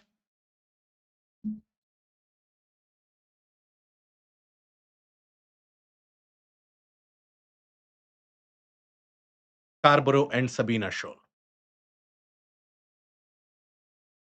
Okay. Now, the Zagros Mountain. Zagros Mountains are present in which countries? They have been in news owing to the news story about the fact that the region is sinking ever so slowly. That is, there is subduction which is happening. And why is that happening? Because Zagros Mountains, which is present in the region of Iran and Iraq, in that area, as the land is moving, right? The plate is moving. There is a substantial amount of subduction of the landmass underneath, due to which there has been, the news stories have reported it, that it is being consumed by the earth. Obviously, the news stories tend to exaggerate that. This is the extent of the Zagros, the entirety of the region. Now, mind you, this Zagros is also a fold mountain, which has been created when you had the Eurasian landmass collision with the portions coming from the region of the Gondwana land. So, this is also a part of that. This is Iran, then you have Pakistan, Afghanistan, and on the other side, you have Iraq.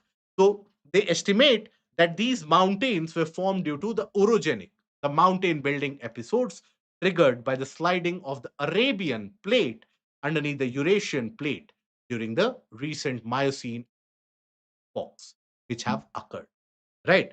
Now, when you take a look at the region of Iran, you see Iran's other physical aspects are also important. So, here you have one of the hottest deserts in the world in the form of the Stelut or the Lut Desert and the Kavir Desert. These are some of the hottest deserts across the globe. Owing to the subtropical conditions, the amount of evaporation is very, very high. Amount of precipitation is very less. And here you have the entire extent of the Zagros.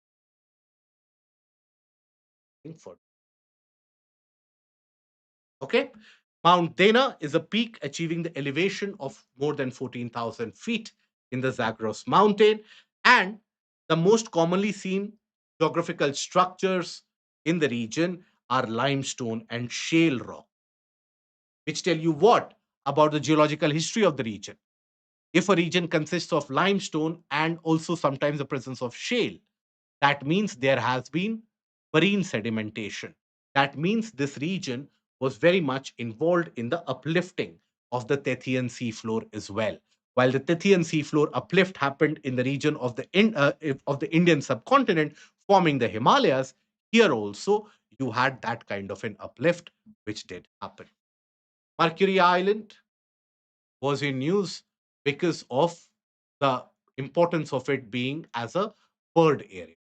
Now, this was shown at a film festival. That is why Mercury Island was in news. This is where Mercury Island is right off the coast of Namibia. Now, despite its small size, it is the Diamond Coast. So, in Namibia, the northern part is the Skeleton Coast, and the southern part is the Diamond Coast. The coastal area also has the Great Namib Desert. Right. So, despite its small size, recognized by BirdLife International and other conservation groups as an important bird area, relevant for bird and biodiversity. Garden in Norway. Now, Garden in Norway basically becomes one of those areas where Norway launches world's first commercial carbon storage. So, in which part of Norway is it present? That becomes important. Oigaden is it is pronounced as Oigaden. So Oigaden is present in the western margins of Norway. So here it is also a part of the entire Northern Lights project about carbon sequestration and carbon storage. So Northern Lights is the first project in the world allowing industrial companies to transport and sequester their right. Now, who is a partner of the Northern Lights project? That becomes important for your examination. So, the Norwegian government in 2020 designated this as a project of common interest by the European Union. This Northern Light transports, receives, and stores CO2 and approximately at a greater depth of 2,600 meters below the seabed. Right. So, this will help in combating and fighting against global warming and climate change. This is the region around Norway where you have this. Okay. So obviously, again, the geographical features associated with that. So in the western margin of Norway, if a question is asked that fjords in Norway are very dominant across the northern, western, or eastern margin, don't start thinking that no, I had only rectified fjords in Norway. Right. So northern and western margins are dominated by fjords. So that is where you have the system where you can actually end up laying down pipelines and storing the carbon underwater as well. So it is surrounded by water bodies, North Sea, Norwegian Sea, Arctic Ocean, the north. Okay. Now, arrange the following water bodies from north to south, a simple type of a question, but a most expected type of a question out here. Parent Sea, English Channel, Gulf of Bothnia. See, so here, simple. If you take a look into it, which will be the southernmost out of this? Tell me that. Which will be southernmost of all of this? Will it be North Sea or will it be English Channel? It will always be English Channel. English Channel will be the southernmost in, and northernmost out of all of this will be the Bering Sea, isn't it? Bering Sea will be the northernmost, and basically English Channel will be the southern. Okay. Now, Abu Musa Island, the disputed island between Iran and UAE. Now, there are three different islands which are disputed between Iran and UAE. Now, the dispute further gained ground with China basically recognizing one of these islands, right? The islands have been governed by Iran since 1971 and claimed by UAE as a part of the territory. So, this is where Abu Musa Islands are present. Here you have the Lesser Turned and the Greater Turned Islands, which are also present. And this is a part of the greater extent of the Persian Gulf leading into the Strait of Hormuz. Here you have a peninsula, which is also known as, what is the name of the peninsula for this? Let me know. It is the Musandam Peninsula. Okay. So that is the Musandam Peninsula, which forms the part and which forms the extension into the Strait of Hormuz. So these are the small disputed islands between Iran and UAE, located at the entrance of the Strait of Hormuz. in the Persian Gulf. Iran claims that these islands were historically part of it and occupied by the British. After the British forces withdrew from the region, Iran took control. And UAE claims that these islands have been part of the Emirates, that is, the Ras Al Khaimah Emirat, until Iran allegedly seized them. That is why Abu Musa Island disputed between Iran and okay. Now, Mercosur nations. Mercosur nations are formed by countries of which continent? Any clue? So, Mercosur nations basically are by the countries of South America. They form the Mercosur nations, right? These are basically the full members of Mercosur. That becomes important. Brazil, Bolivia, Paraguay, Uruguay, Argentina. They become a part of the Mercosur. Okay. Now, Bolivia is the newest full time member. So, it is the Southern Common Market, or also known as the Southern Common Market, economic and political bloc, originally comprising Argentina, Brazil, Paraguay, and Uruguay. These were the initial one, where the traditional, in a way, not allies and not even enemies, but traditional competitors, that is Brazil and Argentina, they wanted to come together in order to lower the logistical cost and in order to improve the trade relations. So Brazil and Argentina came together. Paraguay and Uruguay, lying in between, became a part of it, but Bolivia was not a part of that, right? So they formed Mercosur, right? And it was created in 1991 when they signed the Treaty of Asuncion, free movement of goods, thereby bolstering the trade in that region. Okay, now that is important for Mercosur. Baku was in news. Why? Conference of Parties to the United Nations Framework Convention on Climate Change was held in Baku, Azerbaijan. Now, Baku is also known as the City of Winds, right? This is also what is referred to as the City of Winds, owing to its exposure to the Caspian and very high amount of winds which come to this. This is the region of Baku, a historical city. World Heritage Site is also present. Now, here on the other side of the Caspian, now this is a region which is very, very rich in mineral reserves, mineral oil in particular. And here you have the Gulf of Karabugas.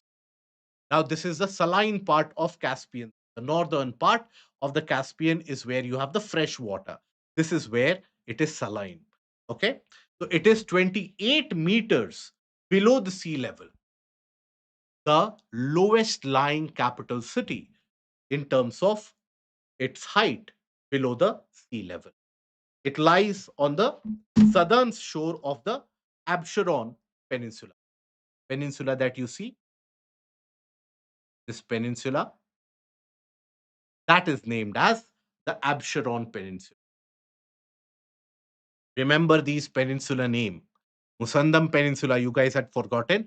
That is present in UAE. Absheron Peninsula, present in the region of Azerbaijan. Okay. Now here there are several mud volcanoes in the region. Some amount of seismicity is also observed. You have multiple important oil fields and gas reserves in the area, making this region financially very, very important. Okay. So here, Musandam partially in UAE, partially shared by Oman. Now, you have the Kashagan field, right, by Kazakhstan. Then you have the Tengiz field, again in Kazakhstan. Then Astrakhan field, yeah, right, by Russia. Then you have the Shah Deniz by Azerbaijan. Then you have the Sardar Jungle by Iran. So these are the various different oil fields, natural oil, natural gas and oil fields, mineral oil, which are okay. Now, which of the following countries surround the region of the Caspian? Easy. Let me know. Azerbaijan, Turkmenistan, Iran, Kazakhstan, Uzbekistan, and Russia. Which of them share the region of Caspian. So amongst them, which of them do not share with Caspian is more easy? Which is the one which does not share a boundary with Caspian? Right. Take a look at it carefully. So you will not find Uzbekistan sharing the boundary. Turkmenistan will. Iran will. Azerbaijan will. Russia and Kazakhstan, they also share the boundary. Okay? Uzbekistan will not share. Okay? I hope that is understood. Sulawesi in Indonesia, important for different reasons. Basically, a shallow earthquake. Shallow earthquake does not mean it is a mild earthquake, 6.1 magnitude earthquake.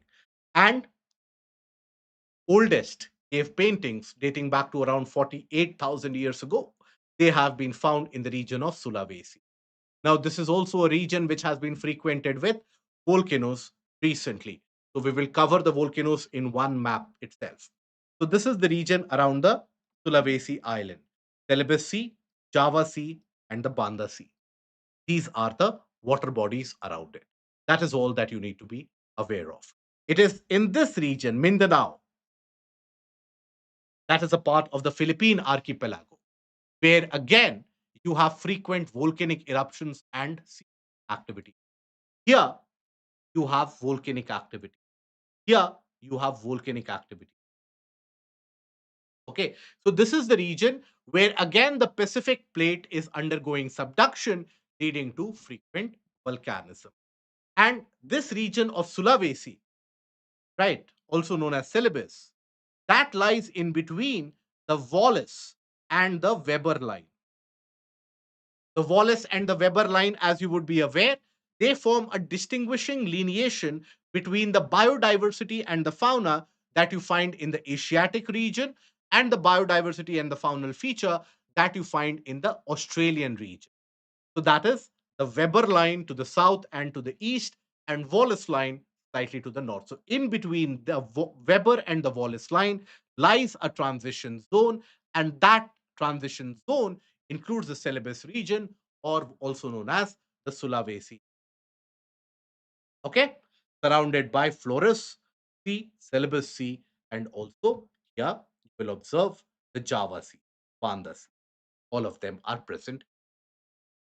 Okay, so Wallace and the Weber lines are hypothetical lines, right? That geographers have drawn to separate the biogeographical realms that you have, the faunal boundaries. So you had the Wallace line by Alfred Russel Wallace, right? And the origin of the species, or Austral origin and the Asian origin, and then Max Weber provided the Weber line again for species. Northern Sea Route was in news owing to being the shortest transition route between the region of Asia and the region of Americas. So that can end up saving lot of kilometers time as well in terms of transition between Russia and Asia. Asia and Americas, if you can think about. Um, See, we will not take a break in this session because, first of all, it is only 2 hour 15 minutes, 2 hour 20 minutes. We will complete it in the next uh, half an hour or 40 minutes, so that in one sitting you have the understanding. Okay. If we take a break, unnecessarily extending it for further 15 minutes does not make sense.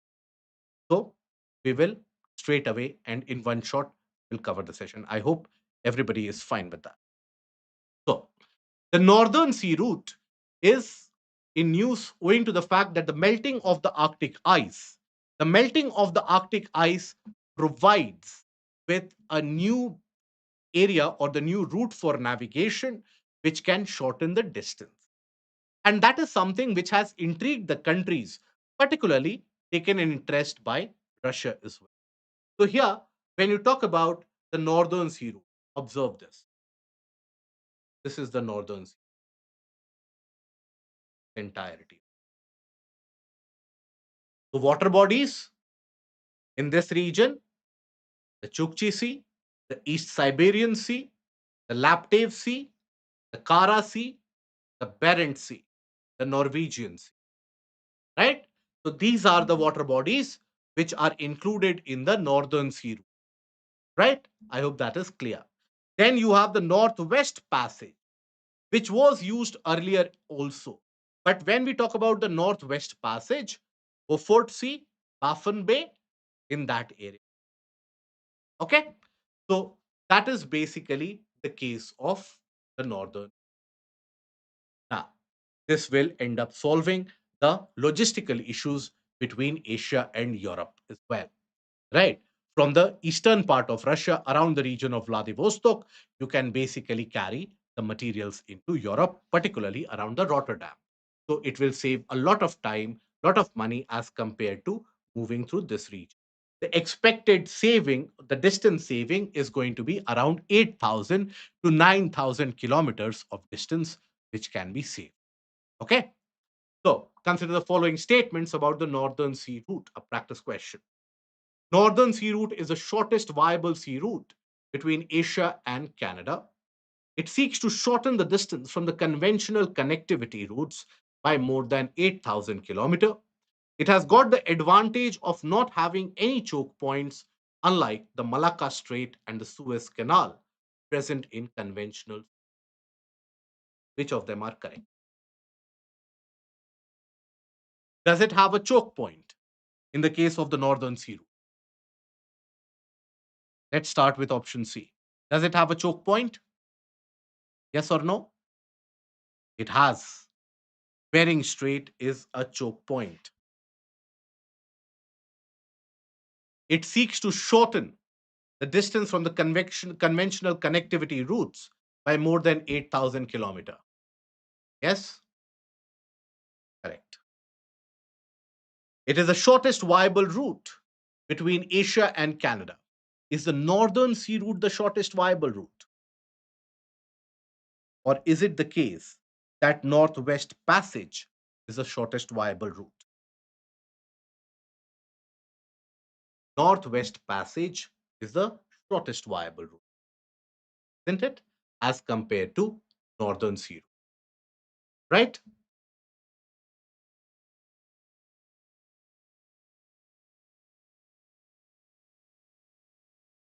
Yes. Between Asia and Russia is in Asia, yes. Accordingly, that will be the correct answer. Now, St. Martin's Island. St. Martin's Island in Bangladesh was in news. Why? Because when we talk about the St. Martin's Island, owing to the previous regime, that was in news because there was an allegation that was alleged by Sheikh Hasina and her government, where they said that the US is trying to gain control and foothold over the St. Martin's Island. St. Martin's Island is present roughly here in this region. Okay. So that is the region of the St. Martin's Island. Lot of tourists, they flock to the region of the St. Martin's Island. So here, the island is located in the northeastern region of the Bay of Bengal, right? Closer to the border between Bangladesh and Myanmar. 9 kilometers away from the southern tip of the Cox's Bazar, that is the Teknaf Peninsula. Here you have the Teknaf Peninsula. Okay. Now, it is mostly flat and sits at an elevation of 3.6 meters above. Kaladan project is more of the region around here, around Sitwe. Sitwe is here. That is a part of the Kaladan. This is St. Martin's.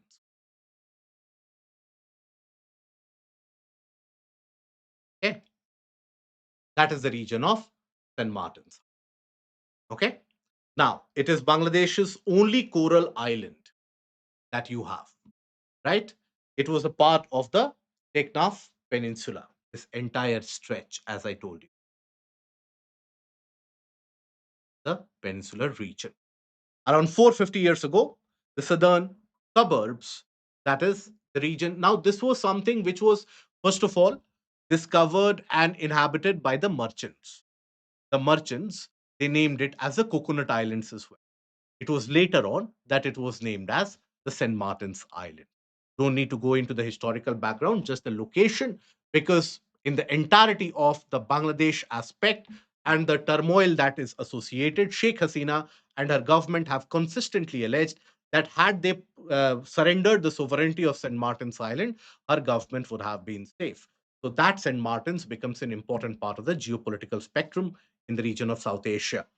Atacama Salt Flat, which is very rich in terms of lithium reserves, that has been in news owing to the slight sinking of the salt flats which happen in the area. So basically, when we talk about the Atacama Salt Flats in the region of the Atacama Desert itself, which is a part of the lithium triangle. Now, this is where the Salar de Atacama or the Atacama Salt Flats are present. So, what happens? The region which is rich in lithium, so there you have brine, which is or salt water, which is pumped out from the subsurface from underground and is drained on top. Then the water is allowed to evaporate, leaving behind various different types of salts and leaving behind various different types of substrates. Amongst those, lithium is also present, borax is also present. Then again, more water is extracted underground and more water is dumped into it, again leading to evaporation. And that is how you have the lithium, which is eventually, after multiple evaporation, lithium is obtained. Now, this substantial draining off and extraction of the groundwater, that is what is suspected to have been reducing the height of the Atacama salt. Right. So it is sinking at a rate of 1 to 2 centimeter per year due to lithium brine extraction, a process in which the salt rich water is pumped to the surface, eventually to a series of evaporation ponds. Now that brings into attention the lithium triangle. Lithium triangle is present and is made out of three countries, ABC, that is Argentina, then Bolivia, and Chile.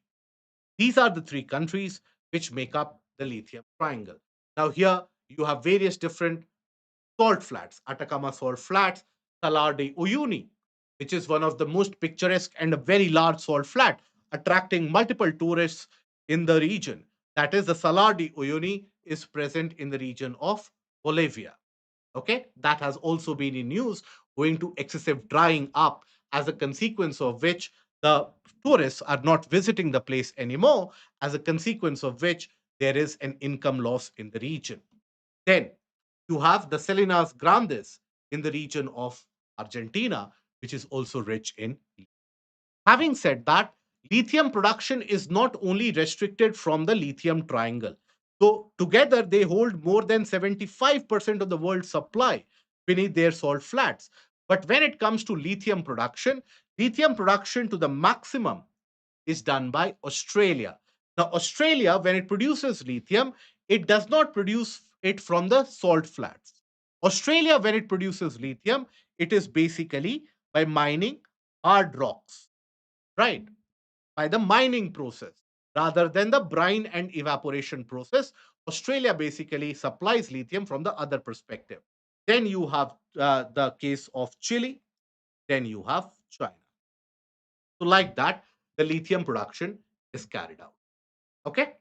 Now, the reserves overall, maximum reserves present in Bolivia, but production maximum is present in Australia. Right. Now, then we have the Timor Leste. Timor Leste was also in news.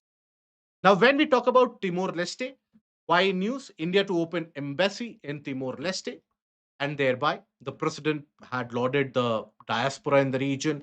There was a large scale function which was organized. So, this is the region of the Timor Leste in the part of the Lesser Sunda Islands, also known as East Timor. So, it is bounded by the Timor Sea to the region of the southeast, Savu Sea and the Banda Sea. Okay. So here you have the Ombai Strait and the other features nearby. You just need to take a look into the nearby water body.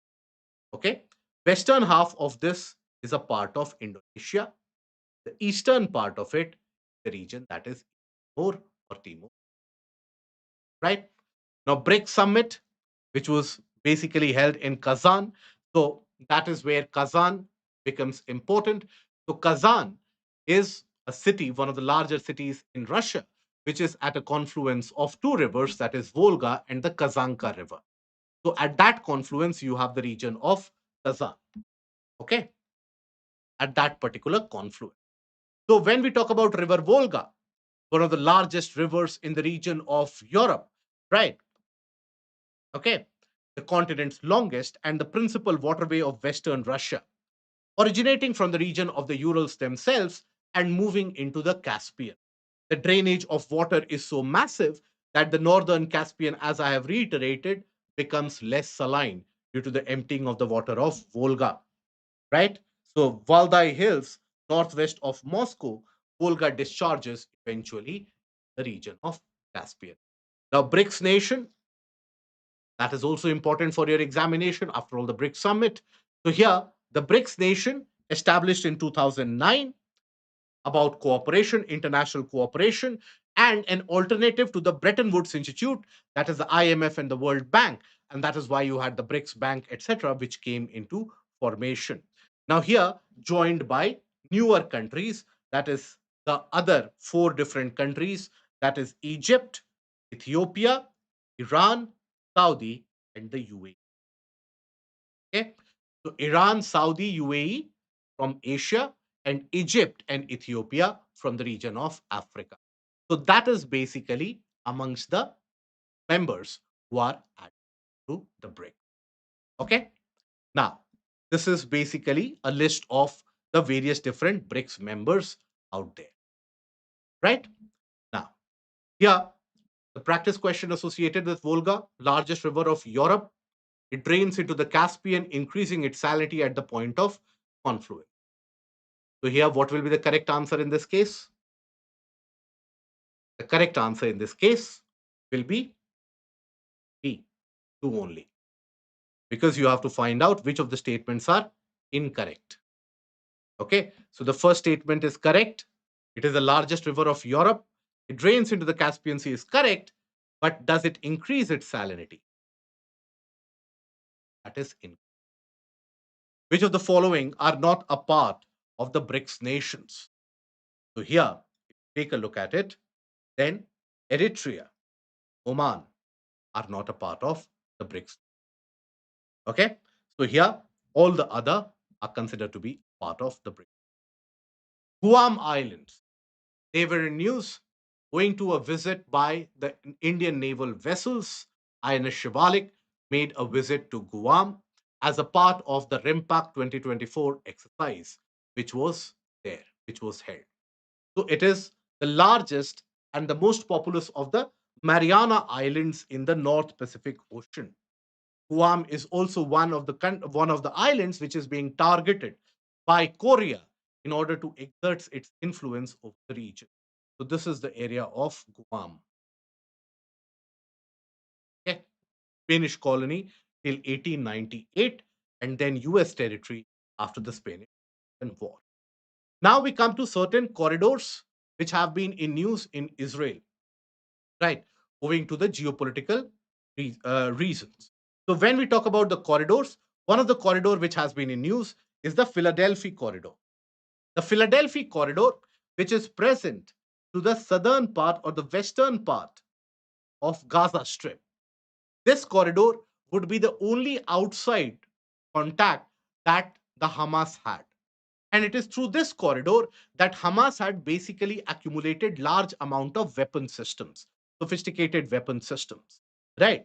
So it is a 14-kilometer long strip that represents the entirety of the border area between Gaza and Egypt. So keep that in mind that Philadelphia corridor shares its border with Egypt, includes the Rafah crossing here, okay, and runs from the Mediterranean to the Kerem Shalom crossing with Israel. So that is the corridor which Israel did not want to cede control of. That is the Philadelphia. Then you had the Netzarim corridor. Now, Netzarim corridor almost tends to divide the northern Gaza with the other part of Gaza, cuts through the land of the Gaza Strip, right? It is under 7 kilometers long. That will cut the Gaza city from the rest of the Philadelphia corridor, Netzarim, and you had the Erez crossing, if you recall. So these were the three important areas. Okay. Now, Nile was in news owing to the Nile nations' agreement on water sharing without Egypt's no. So, when we talk about River Nile, now this has always been in dispute owing to the dry conditions in the countries that it drains through and basically accounting for a substantial amount of water supply in those particular nations. Now, multiple nations have also begun to construct dams across the river Nile, which has raised problems in terms of that whether that will inhibit the water supply into the lower course territories and the countries lying on the lower course. So, River Nile, when you take a look at it, the entire river system in itself has got its origin across the region of the Rift Valley from the area around Victoria itself. It is basically having multiple tributaries. You have the Blue Nile, the White Nile, all of them, they come. And the confluence of the White and the Blue Nile happens at Khartoum in Sudan. After that, you basically have the River Nile moving the region of forming a delta and moving into the region of Mediterranean. So the Nile countries includes parts of Tanzania, the basin of it, Tanzania, Burundi, Rwanda, DRC, Kenya, Uganda, South Sudan, all of them are a part of the Nile basin. Three main tributaries, Adbara, Blue Nile, the White Nile. Now the Nile Basin Initiative, what is that initiative about? So that initiative, attaining sustainable socio-economic development by fair use. No country has got all the right and shared benefit of the common water of the Nile Basin. Okay. Now, this Nile Basin initiative is a collective effort, right? Now, here, Egypt, Sudan, and the upstream countries, Ethiopia, Uganda, Kenya, all of them, many of them participating as servers. So, that is a part of the Nile Basin. Okay. So, it is a regional partnership of 10 countries. Right. An agreement on the equitable use of sharing of the water has been arrived at. Having said that, Ethiopia, Uganda, Rwanda, Burundi, and Tanzania have ratified the accord.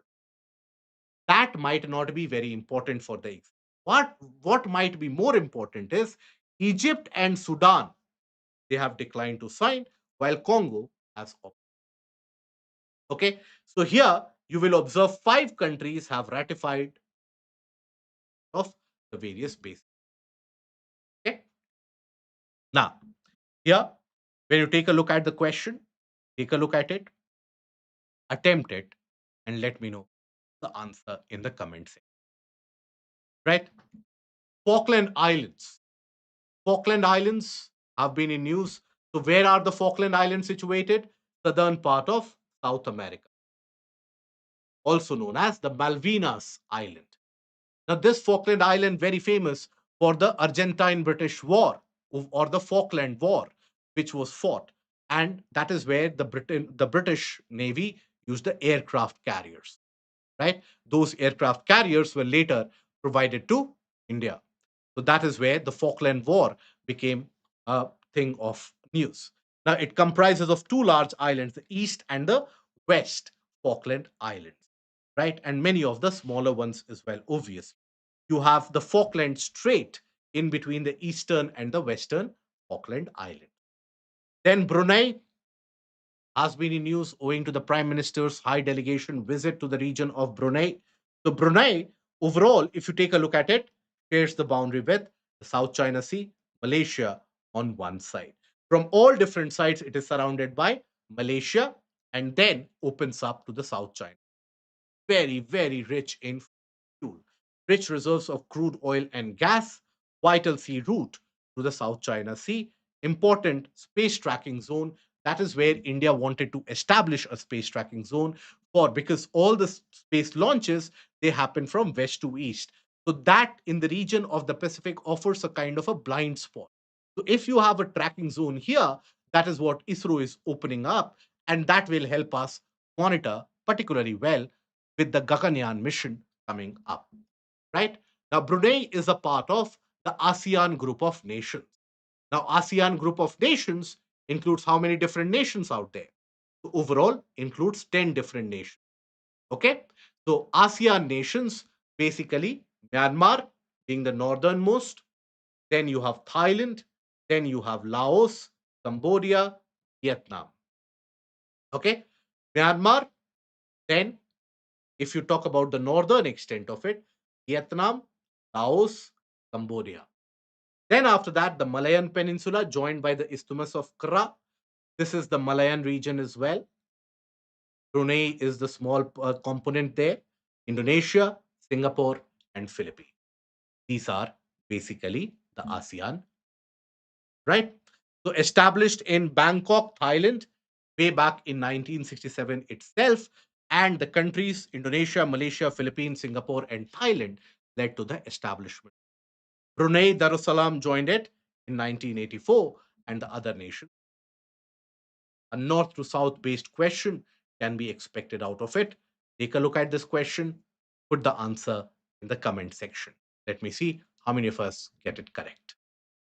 Now, Parana and Paraguay, both of them rivers of South America, they had been in use owing to the fact that these rivers basically end up forming a very vital part of the economy of the region of South America, aiding inland navigation, transportation, and thereby trade activities.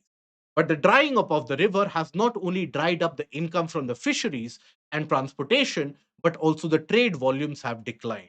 That has impacted the region substantially, and the drying up has also led to the various different regions experiencing drought to such an extent that there have been wildfires and forest fires as well. Right.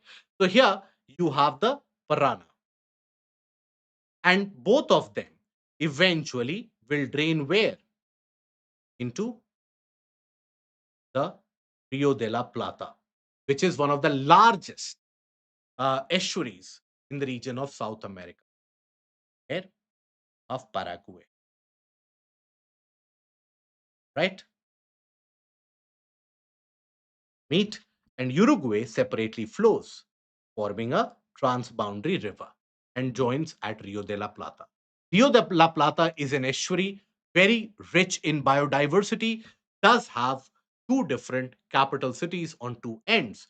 You have Montevideo and Buenos Aires on the two ends. Okay, large amount of population density is present in this. Now, this Paraguay River, if you take a look at it, along with Parana, helps in trade and inland water transport. Okay, so that is basically the case of this river system. Now, the Parana River, river of South, Central South America, running through Brazil, Paraguay, and Argentina for a distance of around 4,800 kilometers, second only to the length of Amazon in terms of South America. Right? Now, it merges first with the Paraguay River and then further downstream with the Uruguay to form Rio de la Plata that drains to basically Atlantic. Now, again, a practice question which you can solve and put the answer in the comment section. Right? Now, by the way, mind you, this portion, that is the estuary of Rio de la Plata and the capital cities, this has been in news multiple times throughout last year. So please do expect a question from that. Okay. Please also show the regions in full map. In the terms of the Rio de la Plata, that is what you are asking for. So the Rio de la Plata basically is in the region of Buenos Aires. Where is Buenos Aires? Amrendra Pratap Singh. Buenos Aires is the capital of which particular country? Are we aware of that? It is the capital of Argentina. Argentina is present in which particular part of South America, north or south? It is present in southern part of South America, southeastern part of South America. Argentina, if you take a look at it, the southern extent you will have the Patagonian plateau, isn't it? I hope we are aware of that basic aspect. So that is where, if even if you take a look at this particular map, here you have the country of Brazil, here you have Bolivia, here you have Argentina. This is the western edge of South America. Okay, I hope that is clear. So here the countries of Uruguay and then Paraguay in between. Okay, I hope Amrendra it is understood. Now, CARICOM nations, owing to the meeting with the Caribbean leaders and the CARICOM summit. Was this the first CARICOM summit, India CARICOM summit, which happened? And what are the CARICOM nations? So, CARICOM, the entire grouping was established way back in 1973. 1970, to promote economic integration and cooperation amongst the Caribbean nations. Right? So, that is where the term CARICOM comes into the picture. Now it is situated, the secretariat is situated in Guyana, Georgetown. Since 1991, it has enjoyed the observer status at the UNGA. So CARICOM, important for economic heft in the region, consisting of 21 countries, of which 15 are actual member countries. Okay. Now you cannot possibly end up learning all of these 15 countries. I would not even suggest you to do that. But you should be aware which portion of the world are we talking about. You should not get confused between the Mercosur and these nations. Okay. Remember Mercosur, very different grouping for very different purposes. And there, the CARICOM, the region of the Caribbean. So these are your member states, all of them, the small Caribbean nations, which individually do not have so much of a voice, right? Which individually they do not have a geopolitical presence or any kind of a heft, but coming together, they basically can make a difference because they solve an important purpose, that is the access to the warmer waters. So that is where, and in a part of the very busy trade route. So that is why they together have come. They have come together to form the CARICOM nation. So all the small islands that you will find in the Caribbean region, that is a part of the CARICOM. So the basic purpose: economic integration, foreign policy coordination, human and social development, as secure. Yes, Neetu, Manjeet, correct. Right. So the CARICOM grouping, is it for only economic purpose? No. Also for defense and security purpose, for foreign policy communication is right. Mercosur. Mercosur, is it for the defense and security, for trade? Okay. So this kind of a regional grouping and this. Now, in the first heads of summit meeting between the CARICOM nations and the Indian government, that was held in 29. So UPSC also asked this question, that was it or is it the first meeting? So the recent meeting was which was held was a second summit meeting, not the first summit meeting, right? So here renewable energy and climate change cooperation was discussed, right? And in the second summit meeting held recently, India urged cooperation on trade, technology, tourism, talent, and tradition, the local landscape to be promoted. Okay. Now, consider the following statements about the CARICOM nations. The member countries' cooperation is limited to the sphere of climate change actions. Not so. Economic, security, foreign policy, all of them. Grouping formed after the Rio Earth Summit becomes a driving force for the climate negotiations of the Caribbean islands. Not the case. Formed in 1973, Rio Earth Summit happened in 1992. So here the correct answer is D. Okay, perfect. Chagos Archipelago. Now, has been in news because Mauritius asked for the review of the Chagos Island deal with the UK. So this is something that we discussed as a part of the Chagos Plateau region in the region of the Indian Ocean sea flow. So this is where the Chagos Islands are present. The most important island out of them is the base of or the island of Diego Garcia, right? The Mascarene Plateau or the Mascarene uh, features are present here. So they are different from the Chagos archipelago. Okay. Now, it is a group of 58 islands located in the Indian Ocean, approximately 500 kilometers south of the region of Maldives. Okay. So, which is present to the east? ANC Mount or Chagos archipelago? Which is present to the east? Let me know. What do you think? ANC Mount. Yes. And then out of the Carlsberg Ridge and the Socotra Ridge, which is situated to the west, out of Carlsberg and Socotra Ridge, is the Socotra Ridge, right? So those relief features in one go you won't be able to memorize. Subsequent repetitions will help you them understand them, right? Now, sovereignty issue of Chagos Archipelago is in between UK and Mauritius. That is where there has been a lot of sovereignty. Now, by the way, again, another question regarding this north to south in terms of Chagos and the region of the Mascarene plateaus, right? That also becomes important.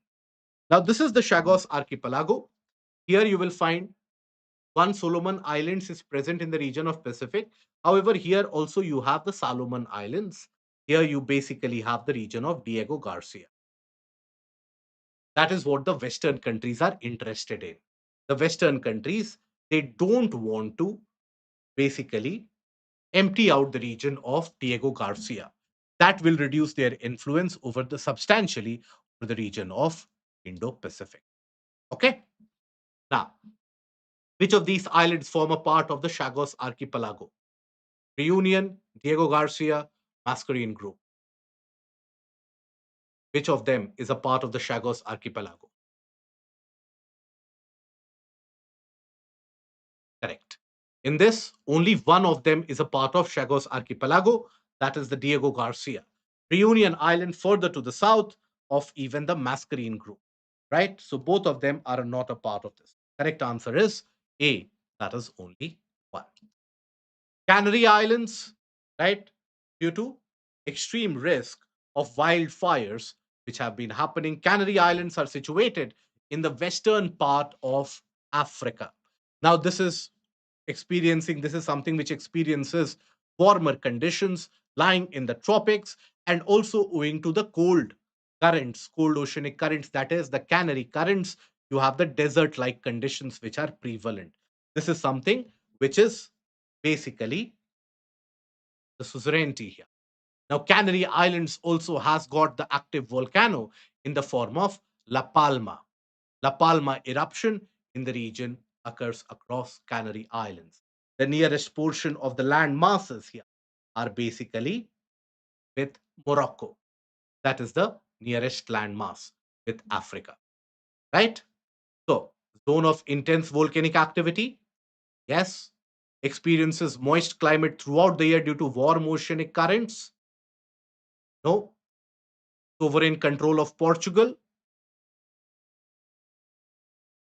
no. Sovereign control of Spain. So, how many of them are incorrect? B. Please keep in mind this portion of correct or incorrect. That will end up determining many of the marks in the exam. Prespa Lake on the Albanian Greek border is drying up. So that is why it was in news. So here, if you take a look at the Prespa Lake, so this is the region of Greece, right? You have the small Prespa, which is present here, which is actually drying up.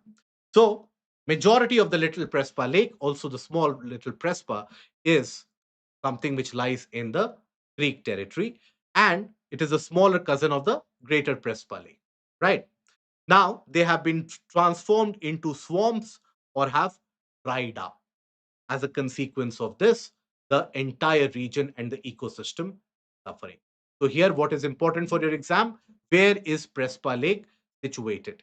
In the country between Greece and here, the boundary of Albania. Okay, so that is where Greece and Albania. They share the Prespa Lake. So why is it drying up? Owing to the rising temperature, right? Increasingly mild winters. The winters are not very cold anymore. Little snowfall and scarcity of precipitation, which have occurred, due to which the lake has been drying up. Now, some of the lakes in Africa which have remained in use. There are different lakes in Africa which have also been in use: Lake Retba, Lake Natron, and Lake Kariba. Just a locational aspect and some of the important features of. So, Lake Retba present here in this region of Senegal. Remember, this is where we started from. We started from Cape Verde. Cabo Verde is where we started from, right? And that is where Lake Retba is present. So it is known as the lacrose. It has got the unique pink color. Okay. And this is the sea, very close to the region of Dakar. So located around the 35-kilometer from Dakar, Senegal. It sits in a depression with a shoreline of 6.5 meters below sea level. It is fed by groundwater in many of the cases, isolated by sea by a dune of around 1 kilometer, sand dune, right? So its fresh water comes from the seasonal water table of the dunes, which are slightly higher than the elevation of the lake bed in itself. Thus, the sea provides most of the lake's water, right? And that is where the water is present from. Now, why the pink coloration? Pink coloration due to halophilic green algae, that is the algae which is found to be present in the region, that is Dunaliella salina, which consists of the red pigment. And that red pigments of the algae provide the red coloration. Algae across the world are known for providing that red coloration to the water.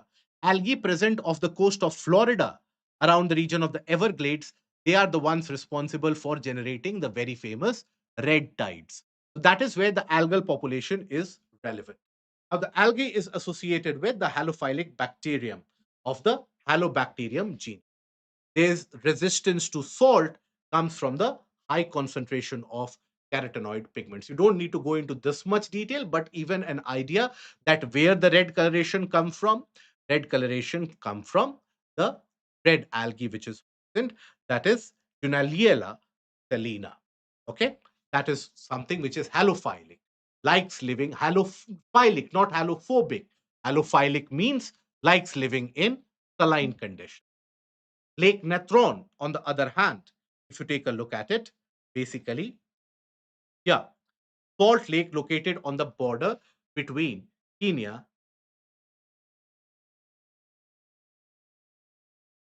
okay, to the east of Lake Victoria. That is where Lake Natron is present, eastern branch of the Great Rift Valley. Ramsar site.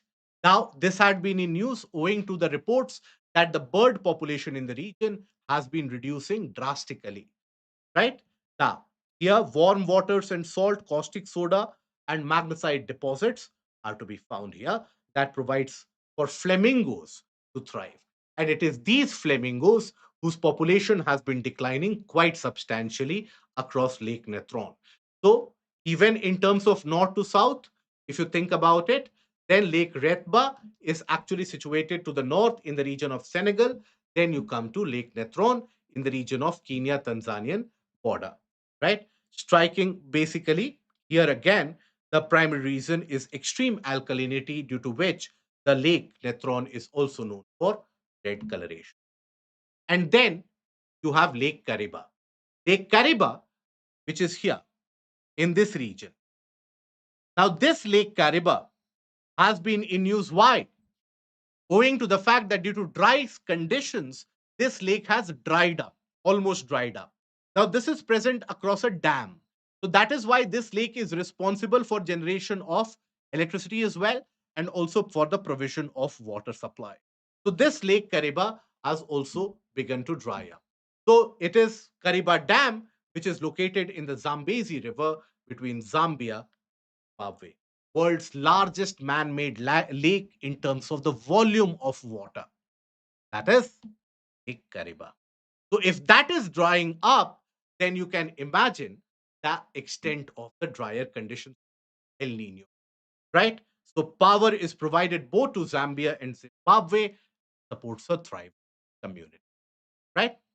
Now, in New Zealand, Mount Taranaki has got same legal rights as an individual person as well. So when we talk about Mount Taranaki, so Mount Taranaki is present where in New Zealand. New Zealand has already provided the status as a person to other natural landscape as well.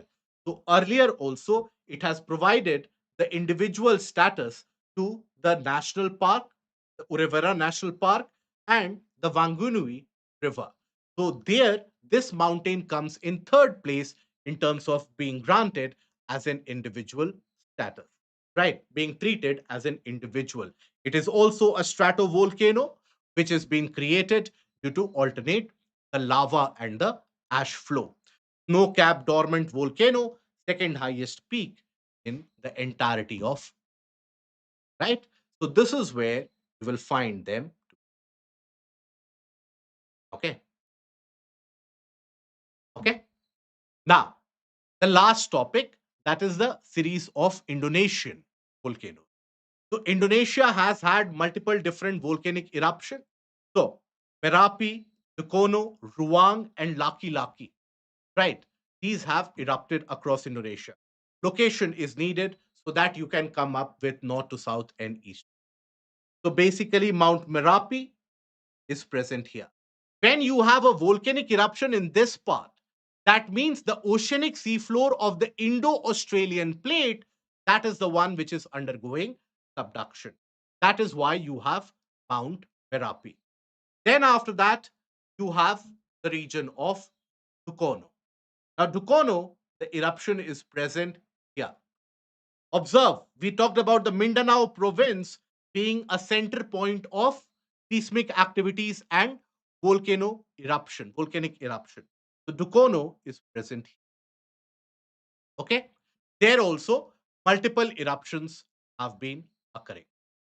Then after that, you have Mount Ruang. So when we talk about Mount Ruang, it is present to the east of, or rather to the west of Dukono. This is where. And then you have the Laki Laki, that is Lovotobi Laki Laki. This is present, right? So Mount Merapi was present here.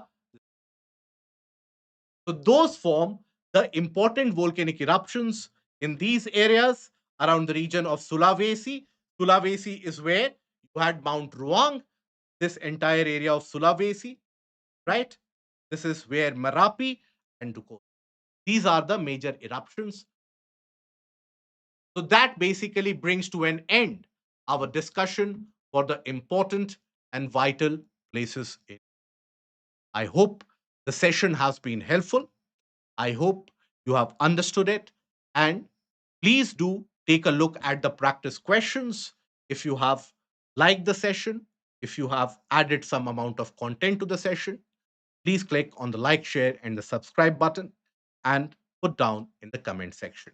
We have one other places in news section, which we will talk about, which we will come across when we come to the Indian portion in the following. This is about the world places. We will meet again on 24th to discuss about the environment ecology and the current affairs associated with the portion of environment and ecology. Right? Thank you all for being patient. See you again. Take care. Goodbye. All the best.